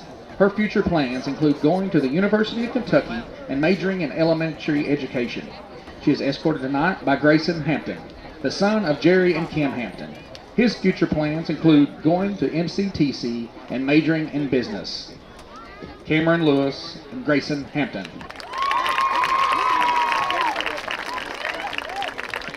Lily Likens and Parker Trusty. Lily Likens is the daughter of Liz Likens and the late Timothy Likens. Her future plans include furthering her education by attending MCTC and majoring in nursing. She is escorted tonight by Parker Trusty, the son of Chris and Christy Trusty. His future plans include attending Hocking College to play baseball and majoring in sports management. Lily Likens and Parker Trusty. Bailey Nickel and Chandler Walter. Bailey Nickel is the daughter of Chad and Miranda Nickel. Her future plans include attending Morehead State University and majoring in communication sciences and disorders, in hopes of becoming a speech pathologist. She is escorted tonight by Chandler Walter. He is the son of Tom and Alicia Walter. His future plans include attending MCTC and becoming a lineman. Bailey Nickel and Chandler Walter.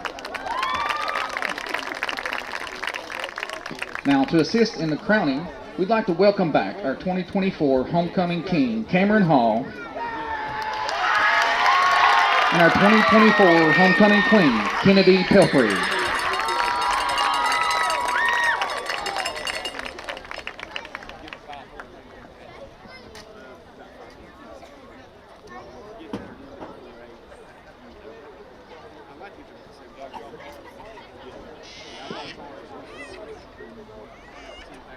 Now from the winners, voted on by students, MCHS class of 2025 Homecoming King is Grayson Hampton.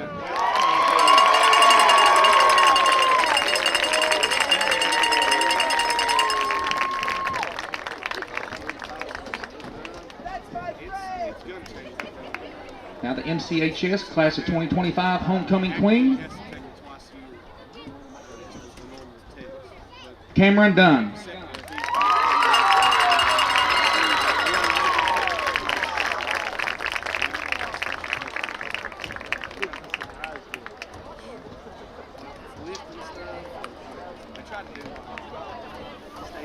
Let's give all these students a big round of applause.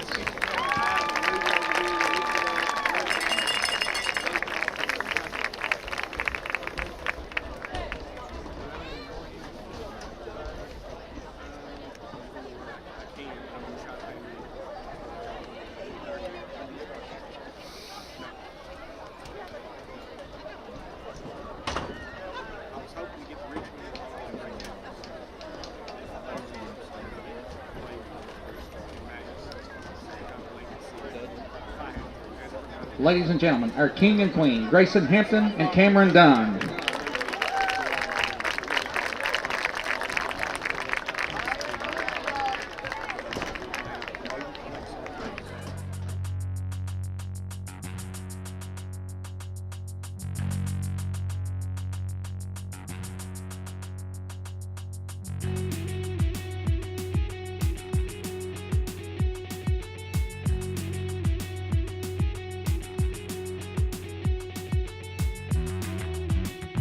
Hi, I'm Brock Littrell, President of Commercial Bank of West Liberty. For more than 100 years, we prided ourselves on treating our customers like family.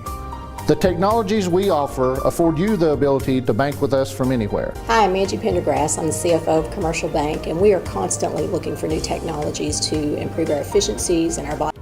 For nearly 50 years, Bank of the Mountains has served Morgan and the surrounding counties, working hard to provide our customers with friendly service and the financial products that make their lives easier. As a family-owned bank, we understand that relationships matter.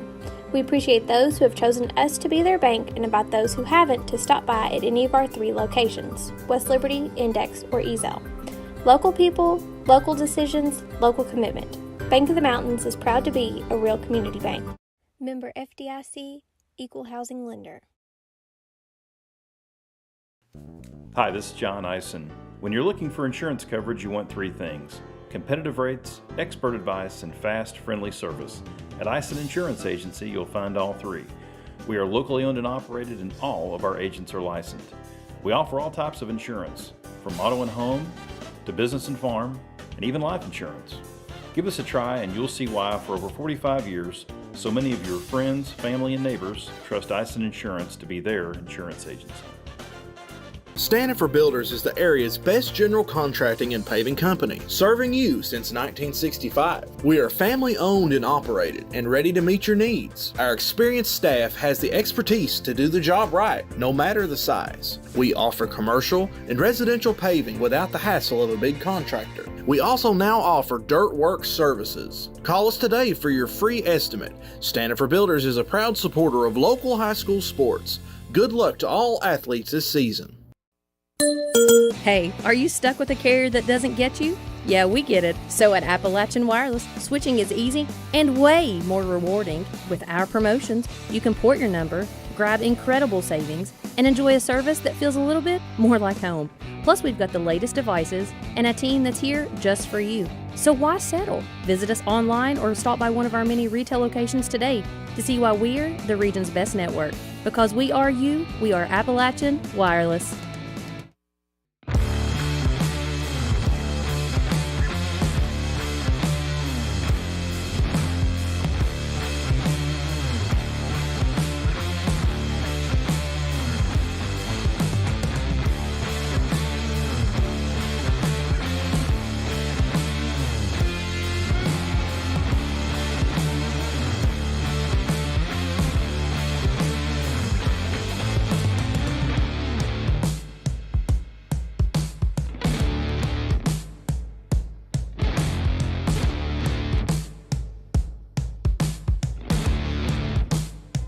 Welcome back here. We're at the half where Breathitt County leads it over Morgan County 40-0 here at Don McKenzie Field, campus of Morgan County High School. I'm joined alongside Perry Allen, and we've got about 7.5 minutes before the second half kickoff and a running clock, but some things we kind of want to shout out and talk about a little bit. Last night, big shouts to the Morgan County Middle School girls basketball program. The 7th and 8th grade girls won the OVC Small School Championship, the tournament championship last night. Dramatic fashion. I think the 8th grade knocked off a previously undefeated girls team from Raceland that had beat them earlier in the year, and they were able to avenge that loss playing that at Fairview High School. I was able to watch some of that on a Facebook Live. Got to say, there's a lot of talent coming up for girls basketball, and just want to say congratulations to the Morgan County Middle School 7th and 8th grade winning the OVC Small School Conference Tournament Championship last night in Fairview. It was a big deal for them. Great crowd was on hand and a lot of support. We've got a lot of good young talent coming up, Perry. Yeah, a lot of good things happening here, in the county, Chris. The 6th grade youth football team will be playing a week from tomorrow versus Ryle, a 6th grade team, Ryle up in northern Kentucky. And they'll be playing at Ryle High School at 3:30, again, a week from tomorrow.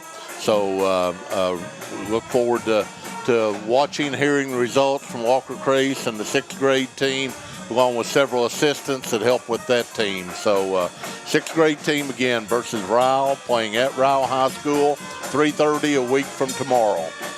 Some good stuff, a lot of good things going on in our youth programs, and you know what? You keep those people together and let them develop and play together as a team. That's what I was really impressed with last night. I was able to watch a team that played well with each other and played for each other, and that's kind of rare in this day and age, and it was just really good to see. Chris, also want to give a shout out to the people that make it happen here in the press box. We have Jamie Brunk and Brian Evans and Frankie Spencer, and then Jonathan Keaton with Mountain Telephone here that keeps Chris and I in line.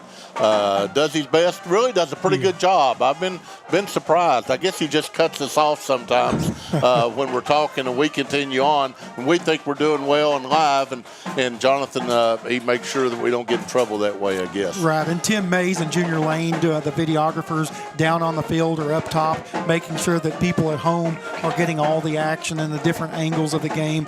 It takes a lot of talent and technological know-how to do and pull off what they're doing. The production crew is just amazing at Mountain Telephone. Our executive producer, Jonathan Keaton. Should we associate him with the West Liberty Mountain Boys? Give that plug in there. No question. This guy could pick a banjo pretty good, right? I went right before COVID was the first time that I heard them, and that was over at Clay City at Green what? Meta Green. And you talking about an arena to watch a concert. If you've never been to Meta Green, they have bought a bunch of old seats from some gymnasium or football stadium over time, or a gymnasium. They're wooden, and they have put them in. It seats maybe 300, 400, 500 people, Chris, and it is in an area about 5 times the size of this press box. Oh my God! And do they have a concession stand? I mean, soup, beans, and hot dogs at a concert. Well, that's a combination. I mean, in a small room like that too. You know, seats about 300 people, chair back, armrest seats. So it's a lot of pretty things intimate. can happen in there, you know. But that's the first place I heard Jonathan and Matthew Bailey and West Liberty Mountain Boys was there, and I've heard them 3 times total. 2 other times since then. Great local bluegrass band. A lot of talent here, and you think statewide. There's a lot of good country music artists. Think about down Route 23 and what it's been able to produce, not only a long time ago, but currently, but our own people here locally. Not in Morgan County, surrounding counties have a lot of talented people. And like you said, Perry, we got a lot of people here in the booth that have given back and do a lot of things for the youth that you mentioned, and it's just fabulous to see. Yeah, no question about that, Chris. It takes a lot of volunteers. It takes a lot of people, that aren't looking for a dollar. They're looking to give back $1. They're looking to give back their time, and that's what so many people do in West Liberty, Morgan County, to make so many good things happen. And, we hear a lot of times about the drug problems and other things, and there are drug problems. I'm not meaning there isn't, okay? Not meaning there isn't drug problems, but there's so many good things that happen in this county, and we just had one of the greatest things that happened in this county is the Sorghum Festival, and the money that it raises for so many people and also for so many nonprofits that therefore give that money back to the community. That's what it's all about. But I've always been proud to have grew up here, and when people ask me where home is, it's West Liberty, Morgan County. I just want to know one thing: how you got the peanut M&Ms delivered to you in the press box? That was pretty impressive. I don't know where exactly that came from, but Brian Easterling. I'm glad to have them. I think he said something about giving these, making sure your daughter knows. Oh, okay. So it goes back probably to some Round County, Morgan County rivalries yes. where my girls grew up in Round County and all cheered. I bet they really enjoyed cheering back whenever we were beating Round County on a regular basis there in the early 2000s in that rivalry. That was a whole lot of fun. Well, have to rub that in a little bit. They did enjoy it. The fortunate thing for them is they all got to cheer. Each one of them either cheered in Rupp for the boys for Round County, or they cheered down at Western at where Western plays for the girls. Yeah, at Diddle Arena. Diddle played cheered at Diddle, or cheered at Rupp for the boys and the girls.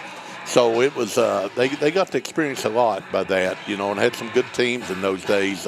Adam Wing, that you'll recall, went on to play at Evansville from Round County and that, but again. Some great news on my front. Speaking of my daughters, I want to mention that too. So, we have 3 grandchildren. Robin and I do. Cameron, who's into horses and lives in Georgia, and then Kingston in Lexington, and Margot in Moorhead. And we've got 2 new grandbabies coming, Chris. We've got Amy, our youngest daughter, who's expecting again, and that will be in January, her and Tevin. And then Abby, who you know probably better than the others. Abby and Nick are expecting their first child, and that will be in May. So 2 new grandkids coming, so we're excited about that and really looking forward to that. Make 5 5 grandchildren. Fabulous, you know. fabulous times. You know how I love your girls too. All your daughters are just amazing, and like I've said a million times before, I'll say it publicly too. I'm very close to the Allen family and all of you guys, and it's been a lot of fun over the years to not only watch the growth but get to know everybody in the family. And we've become so close and strong together. Sports brought us together. Think about this. At every turn, Years ago. Sports is what's brought us together, and what I've been very fortunate enough in my life is to be brought together with people through this great platform of youth sports. Chris, is interesting. Last Sunday, my grandson Kingston, he plays football at youth level. He's 10. They're in Lexington on Henry Clay's field every Sunday, and Robin and I are there along with Amy and Tevin coaches the team, and watching him play. And they got beat, but he threw a couple of touchdown passes and a 2-point conversion. So that's awesome. Glad to see that. But then also Abby told me that Mikey Fife and Emily, yes, their son Andrew, believe I've got that right, was playing on the far end of the field. So after the Kingston's game was over, I went down there, and Mike, that I played with, grandparent, along with Steve, Mike and Lisa, and Steve and Steve's wife. Steve McKenzie, Leanne. Yeah, Steve and Leanne. Talking about Trey, their grandson. And as soon as I got down there, he intercepted a daggone pass and ran it in for a touchdown. A pick six. Yeah, Mikey and Emily's son. Yeah, ran in for a pick six right there. And Emily is going to be that mom on the sidelines. She's going to be that mom. You know what I mean? She's a coach. I could tell. She knows the game as well as anybody. Yeah. So that was fun for me to stand there with Mike, who I played Cougar football with, and Mike was again the only all-area player on our team my senior year, and played probably 3 years of high school, no little league, no junior high. I know he thinks, as do I, about what he would have been if he would have been able to grow up playing youth football. But to see our 2 grandsons playing on the same field, opposite ends, and his grandson intercept the pass and run it in. So here we are, Chris. Here we go. We're starting the third period of play. Breathitt County leads it 40-0. They're kicking off to the Cougars. Pretty deep kick here, and that's going to be fielded by, looks like Sweeney, or that is Connor Fleming. Alex Lee. Another decent return, Chris. Lee was back deep earlier, then he was off with Sweeney and Connor Fleming, but he's ran one back this year, earlier in the year, so he's got a chance to be a game changer, get out in the open field. Cougars have had pretty good field position tonight to start. Yep. Got some good friends listening and former players. Randy Klein listening tonight and his family. Jack listening tonight. Jack's been a supporter of Morgan County football forever. He and Randy and their families just got back from their annual grouse hunting trip up in Minnesota. Always look forward to hearing about their trips. Jack's an avid hunter, and Randy was a heck of a football player. Fleming back. He's got plenty of time. He floats one across the middle of the field, and that is nearly intercepted there by Breathitt County. That was Adam Spencer back deep. Once again, Cooper had some time there. He did. He did have some time. That ball was intended for Noah, and I'd like to see Noah really go up and fight for that ball. Continue, kind of stopped his route a little bit. Yeah, just go on in and create a play. Whether offensive interference, defensive interference, make the refs call something, and generally they'll call defensive interference there on that. Speaking of Steve McKenzie, old number 27 back for the Steve's Cougars. a heck of a football player. He'd have made that catch, man. He would have laid out in the mesh, receiver. The mesh jersey that he wore, the blue with the gold numerals of 27, and there is a stick right there. Was a completed pass, though. Didn't gain anything, but it was a completion. Just another example, Breathitt County, man, just very fundamental tackling people out into space. Face on the man. Their jaw face to the ball. up. That's right. There wasn't no lowering the head. There wasn't none of that. It was tackled the proper way, the safe way, and the right way. It's going to bring up 3rd and 9 from the Cougars' 33-yard line, 9:51 to go. This will be a running clock unless the Cougars were able to score and get this under 35. Ty Bowman had got the start, split out wide one way for the Cougars. He got trips to the left here. Fleming's back to pass. He's got a man open. He had Bowman coming across the middle. Didn't seem until late. He swings it out to the right Pretty side. good looking play, Chris. Incompletion, but at least they were running somebody across the middle. Had 3 receivers out. Going to be a punting down, Chris. 4th down. Another 4th down for the Morgan County here, and they had a couple of guys open. I thought on that last play. Yeah, again, Breathitt's ranked anywhere from 6th to 13th in the state, depending on which of the 3 polls you look at, and I think that's probably about right. Probably more closer to the 10th, 9th, 10th, 11th, somewhere in that position in the state. I don't hardly think they're 8th in the state at this point. They do have some speed, but I'm not sure their lines are good enough to be ranked up there. You kind of have to think, too, playoff-wise, they're probably on a collision course with Beechwood, Northern Kentucky perennial power. I've had the chance to see them play years ago, but it's been a while. But what a factory they've been in Northern Kentucky, the Beechwood Tigers, and that's who this district, Class 2A, District 6, will venture to play that district into the playoffs. Holland gives it another little shovel pass, gives to Eli Thomas. And he fumbles the football, and the Cougars, I believe we got it, we Chris. may have it. Sure. We do. We do. First turnover for Breathitt tonight. Big play here to start. We've had a forced fumble on the shuffle pass, Chris, which they ran so well tonight and had a good gain on that. But a good tackle by Morgan, create the fumble, and now we'll see what we can do with the ball. Maybe we can get a score, Chris. It's been the one thing that Morgan County, I think, has done really well tonight is we have tackled well in open field and space, and that's been an improvement that they've made over the course of the week. So you got to give defense coordinator Jeff Brown, too, and Polo Easterling and the coaching staff credit. I think for that's making so that a well priority. said, Chris, because it's been the long pass that's killed us. It hasn't been a run. Exactly. We've made some great open field tackles, whether it's been on punts, whether it's been on running plays. We're coming out throwing again, Chris. Got a man open. Oh, boy. He had Sweeney open, and he might have had a step or two if he breaks that tackle to pick up a first down. A good thrown ball, but just he dropped that ball. And just a miss, just a drop. Would have been a minimum 5-yard gain. And like you said, one missed tackle, and it could have been a 15, 20, absolutely. 30 touchdown. But once again, Perry, I've talked about this, several times tonight. That offensive line has given Cooper some time to throw the football. They have. I think the line. Again, I know you're sitting there on TV land and saying, what game's Perry watching? But there has been a lot of good plays made by Morgan County. They're just playing a hell of a lot better team. It's going to be a procedure on Morgan County there. Chris, a lot of good pictures last week from my older brother Hank. I want to make sure to say that older brother Hank. But he and his fraternity brothers that get together every year, and they're together again right now in Lexington eating dinner. Another one's home after Keeneland today, but they were up at South Bend watching Notre Dame and Boise, I believe, who they played last week. Mm-hmm. And last year they went down to Texas, watched UK and Texas play, but I know those guys are listening tonight, watching tonight, and shout out to them. Fleming's going to give it to Keaton up the gut here. He's got some space. He stumbles, gets out past the 42-yard line. His forward progress should take him to about the 43. Good run. About an 8-yard gain. Nice hole, good hard run. About an 8-yard gain there.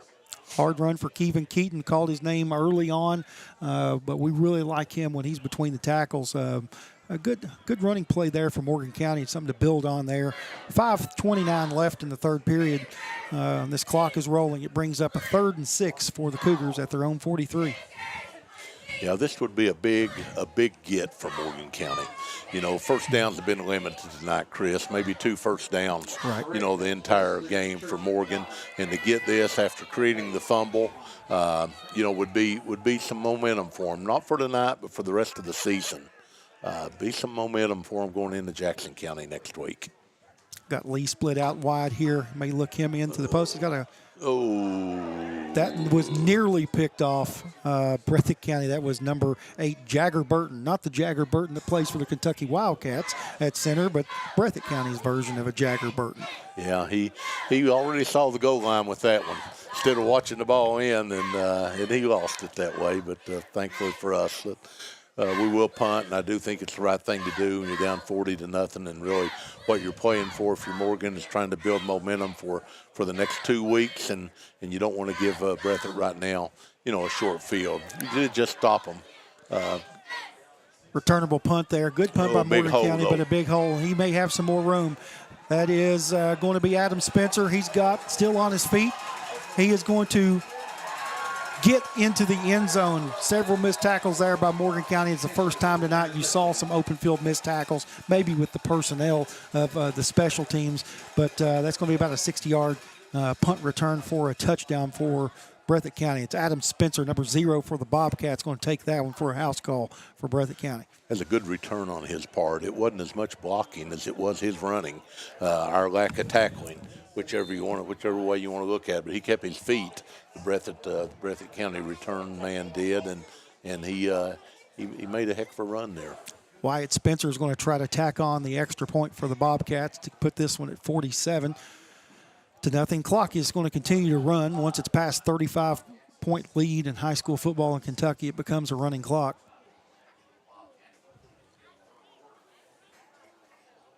Taking the time here. Kick is up, and it is through. Wasn't pretty, but it works.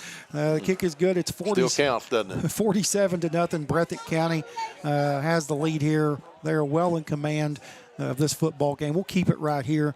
A couple more shout-outs. I know where I work, my Woods Bend boys were watching and say, sir, you got to give us a shout-out tonight. And, man, I wish we could have a few of those guys to play for Morgan County to suit up. They would definitely help us, but a shout-out to them. Chris, my dad, speaking of that, it brings back a story to when Hank was probably in about the junior high, and Dad done some work initiative to try to make it possible where Wolf Bend, the kids over at Woods Bend, would be able to play at Morgan County High School, same as they'd be able to play at the other facilities around the state. Like at Rain East. And never could get any traction on it.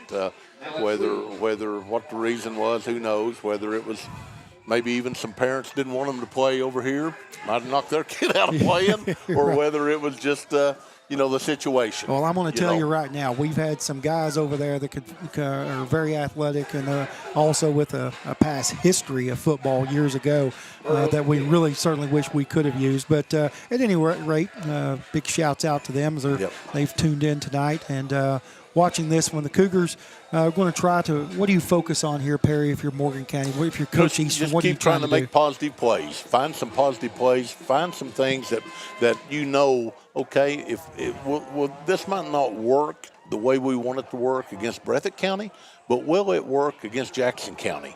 And some of these plays, Chris, that Morgan has ran, and they've got 2 yards on, 4 yards on, just complete the pass with no yardage gain. Those are plays that Polo wants to see, that he knows will get 5 and 10, 15, 20 yards, maybe a touchdown against Jackson County. Okay? I think West Carter's a little better than Jackson County. I think, you got to look at them one game at a time, and Polo's looking at next week. He's trying to create positive plays from here forward. And get that win. And what Morgan County will do in the West Carter game, a quarterback that I know personally, his name is Hayden Hall. He's a big, strong, physical quarterback, about 6'2", around 205 pounds, a brute. He's a big. He reminds you of the big quarterback that Russell had years ago that played at Breathitt. I think it was Gabbard, maybe a Gabbard kid. So, they'll have their work cut out for them when they play the Comets here in a few weeks. Yes, they will. Yes, they will. They've got to take care of Jackson County first over at McKee, and I hope Morgan can have a good crowd down at McKee. Daniel Barker, the head coach of the Comets, done a great job, I think, there at West Carter. Tim Chaplin, the coach at East Carter. Both of those schools looking to merge here in a few years. Is this their last season? There's a few more years to go, I think, before they actually do it. They're building a new high school. It's already under construction. I know. The interesting thing is what happens there. You got 2 football programs with 2 good football coaches, and they're going to merge here in a few years down the road. Could be a formidable task. We're going to move on to the fourth quarter. We're going to take a break, and we come back. We'll have the fourth quarter action. Breathitt County leads it 47-0. You're watching Morgan County football on SpreeTV.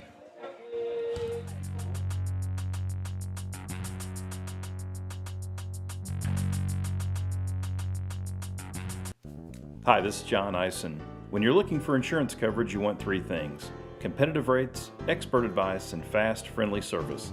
At Ison Insurance Agency, you'll find all three.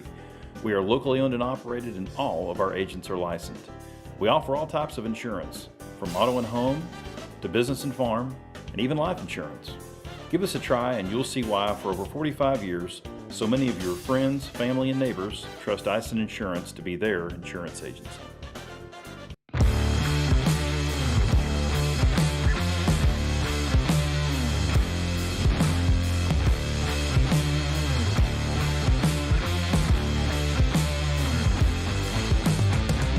Start of the fourth quarter here at Morgan County High School. Perry, you talk about some coaches at the end of that. You want to elaborate a little bit more? You know, Chris, Morgan's got the ball 2nd and 7 right now, so I'll wait till this play ends here.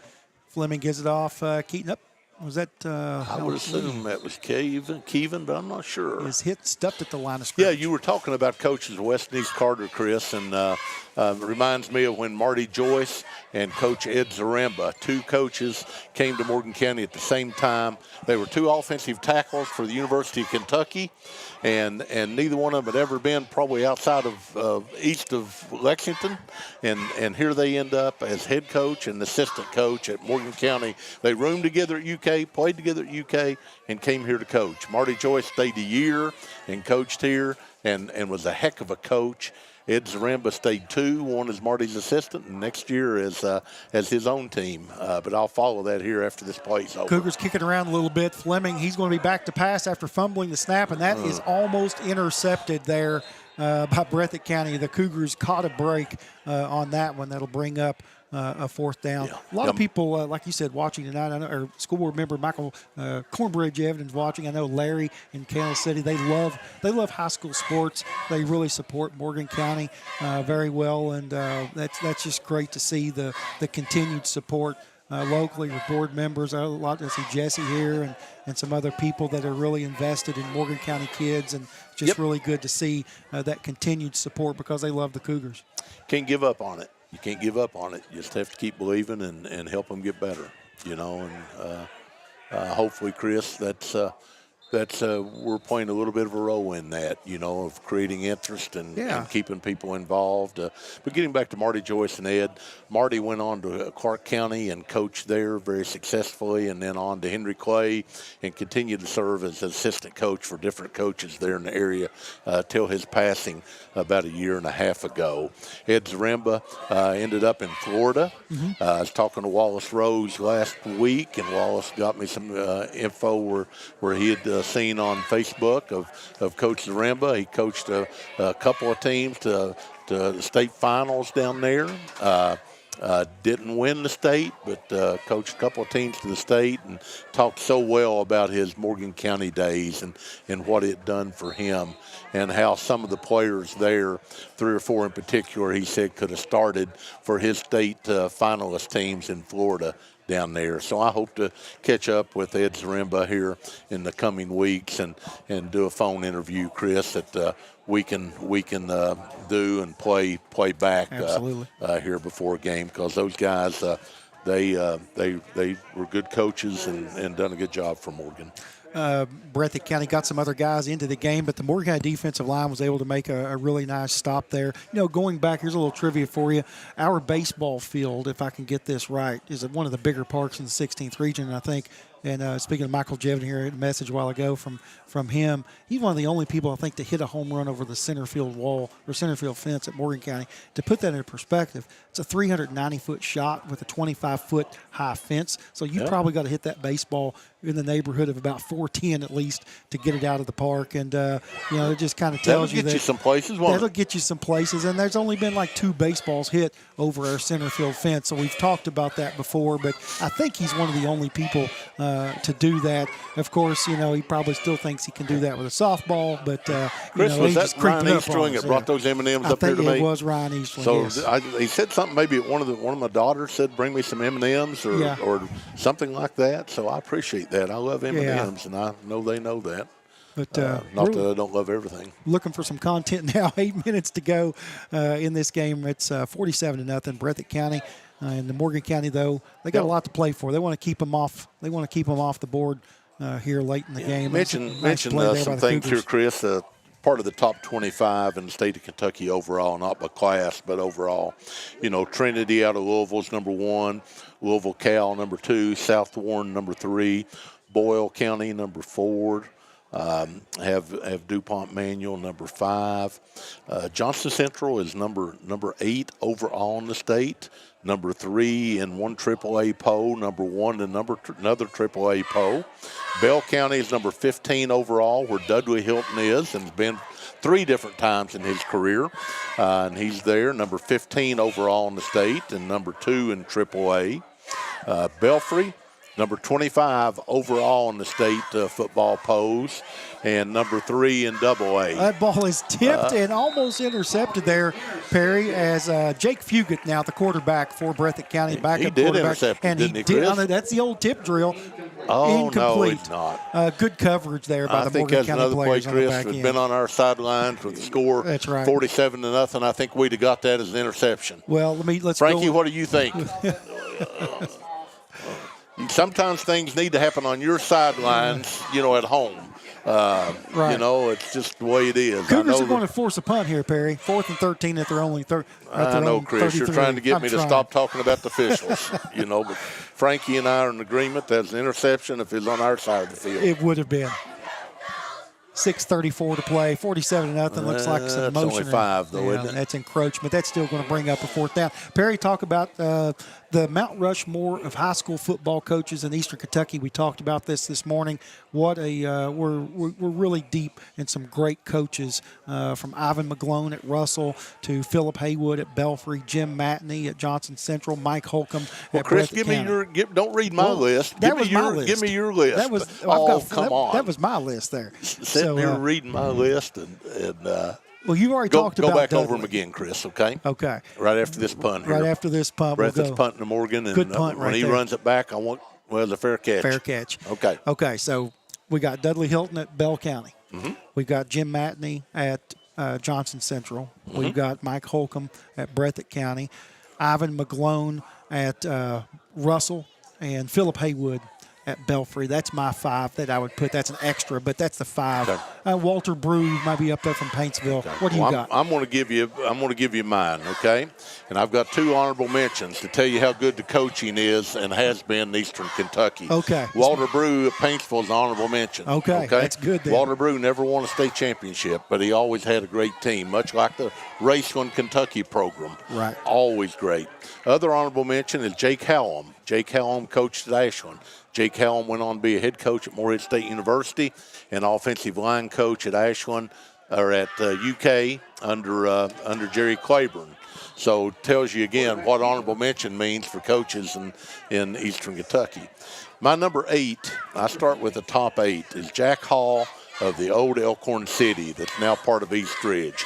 Jack Hall had Elkhorn City in the state finals like 3 consecutive years and won at 1. My number 7 is Glenn Stanley of the Morgan County Blue Devils, who had a great record here, put so many players into college scholarships and football. My number 6 is Ed Miracle of the old Lynch Main Street team. Lynch, Kentucky, Main Street. Ed Miracle won some championships. Then I go to Pikeville, the number five coach on my top list for Eastern Kentucky, and that's Hilliard Howard of Pikeville. Okay, Hilliard coached at Pikeville and Letcher Central, but he won his championships at Pikeville. Then I go to number 4, who is Mike Holcomb, that you've talked about here tonight, Chris. Mike Holcomb coached at Breathitt County and Madison Central. He won his championships at Breathitt County and done just a heck of a job, heck of a coach. Number 3, to tell you again how strong it is, Chris McNamee of Pikeville. He coached at Pike Central first and then Pikeville. Chris has won 3 state championships, and he's number 3 on the list. Wow. Okay. Number 2, after Morgan County runs this play. 1st and 10, a good run out there. We've gained about 4. Cooper Fleming had a really nice run there earlier to get it out there to the 1st down. My number 2 is Dudley Hilton, who coached Breathitt County, started their program at Breathitt County. Dudley's now coaching at Bell. He coached at Breathitt, Bell, Bourbon, Taylor County. He coached at Bell County 3 times. Dudley Hilton has been a head football coach at the high school level, Chris, for 47 seasons. Amazing. You know how many losing seasons he's had in 47? How many? 3. Unreal. 3 losing seasons out of 47. He's won 3 championships. He also was the head coach at Pikeville, University of Pikeville, for 3 seasons when his son was playing there. So that's my number 2 is Dudley Hilton, to tell you what strong number 2 is. Number 1, I have to go with Philip Haywood, okay? That isn't saying Dudley won't be number 1. Dudley's still coaching. Philip, unfortunately, passed away in a car accident a little over a year ago, as you so well know, Chris. You know all these guys. But Philip coached at Prestonsburg and Belfry. People forget about him being at Prestonsburg. That's where he was when I played, right, and done a heck of a job there in a short amount of time. He started his career at Tates Creek under Roy Walton straight out of college. But Philip Haywood is a legend and just done a tremendous job with Belfry, turning it in. It was always good football at Belfry, Chris, but he turned it into great football. And they would play the Louisville schools. It didn't bother him who he played. He would schedule Ohio teams, trying to get 9 games on a schedule. He couldn't fill 11-game schedule because people wouldn't play him unless it was assigned district games. But just unbelievable. So, again, my list goes from top to bottom, goes from Philip Haywood to Dudley Hilton, to Chris McNamee, to Mike Holcomb, to Ed Miracle, Glenn Stanley of the Morgan County Blue Devils, Jack Hall of Elkhorn City, with honorable mentions to Jay Callum and Walter Brew, and I should have mentioned Ivan McGlone as also in that list, Chris. Great pass and catch, Great catch there. Chris, what do you think of all those names between both us? I was trying to catch up with the name on the reception there. It's like I said. We had all the same names. I just added a few more. You add a few more. But you know what that tells you, Perry, is the tradition of Eastern Kentucky football and coaches is extremely rich. Cooper Fleming and that ball's intercepted at about the 20-yard line and being run back where he's tackled out of bounds. Threw a good ball, but right to number 2 there, Jake Fugit, who that's pretty much going to put a cap on this one, Perry. Yeah, triple coverage he threw it into, and again, it's less than a minute to go in the game, and I understand you got to throw it, got to get rid of it, but that pretty much seals it up, Chris. 47-0. But in my lifetime, I've seen high school football in Kentucky supersede high school basketball across the state, from attendance to the kids that play, especially in the cities. Yeah. The kids that used to didn't play football, now they play football. They see that opportunity for scholarship to be greater than 5 players on a team in basketball with maybe 7 playing. And the opportunities in football are greater.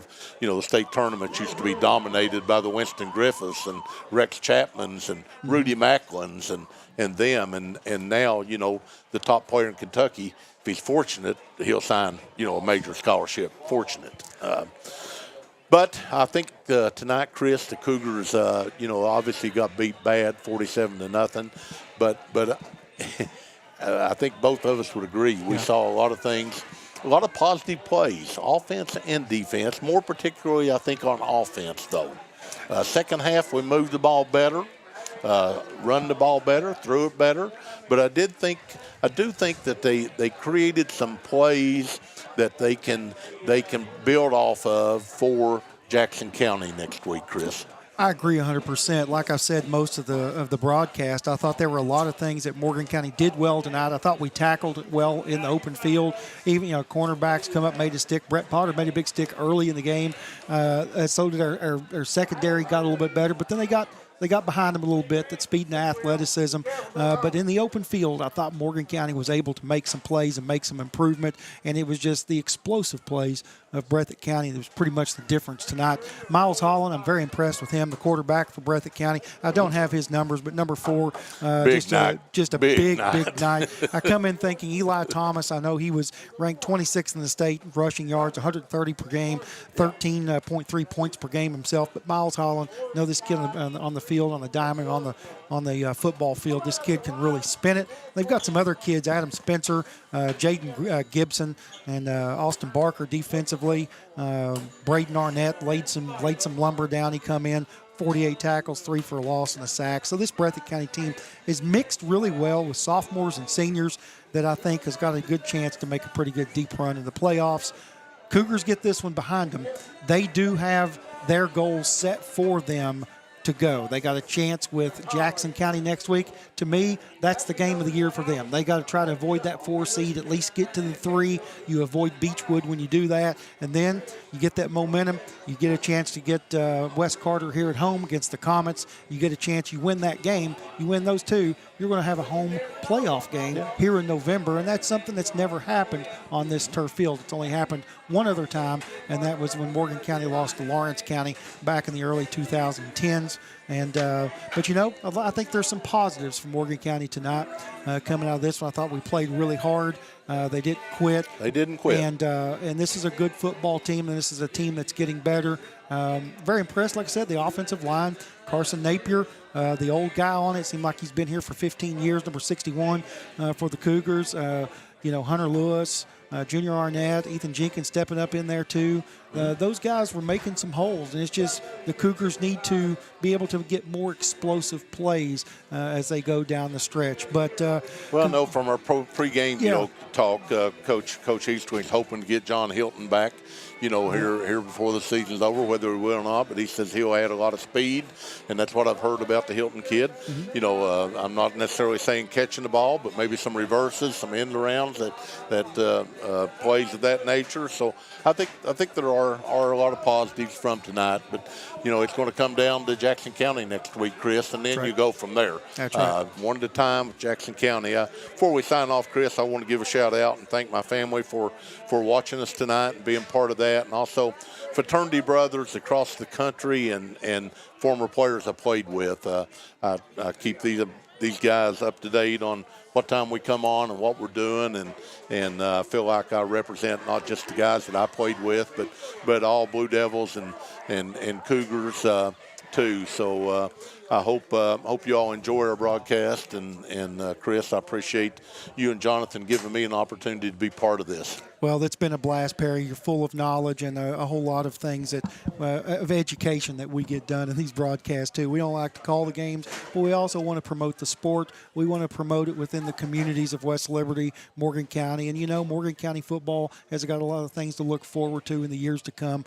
And across all of our sports here at Morgan County Schools, it's a great place to be. You heard the homecoming court. They talked about all the positives about Morgan County Schools, Morgan County High School, their experiences. It's a close group of around 500 kids in enrollment. It's a good place to send your kid to school. The athletics are good. The environment's good. The facilities are phenomenal here in Morgan County, and the teachers and administrations are great too. But tonight, Breathitt County wins at 47-0. They'll move to 5-2 on the season. Morgan County drops to 2-5 on the season, and they will have Jackson County in a key district game coming up next week on the road in McKee. So for Jonathan Keaton, our executive producer, Tim Mays, Junior Lane on the videographer, and my sidekick over here, the Morgan County great quarterback, one of the great Allens, Perry Allen.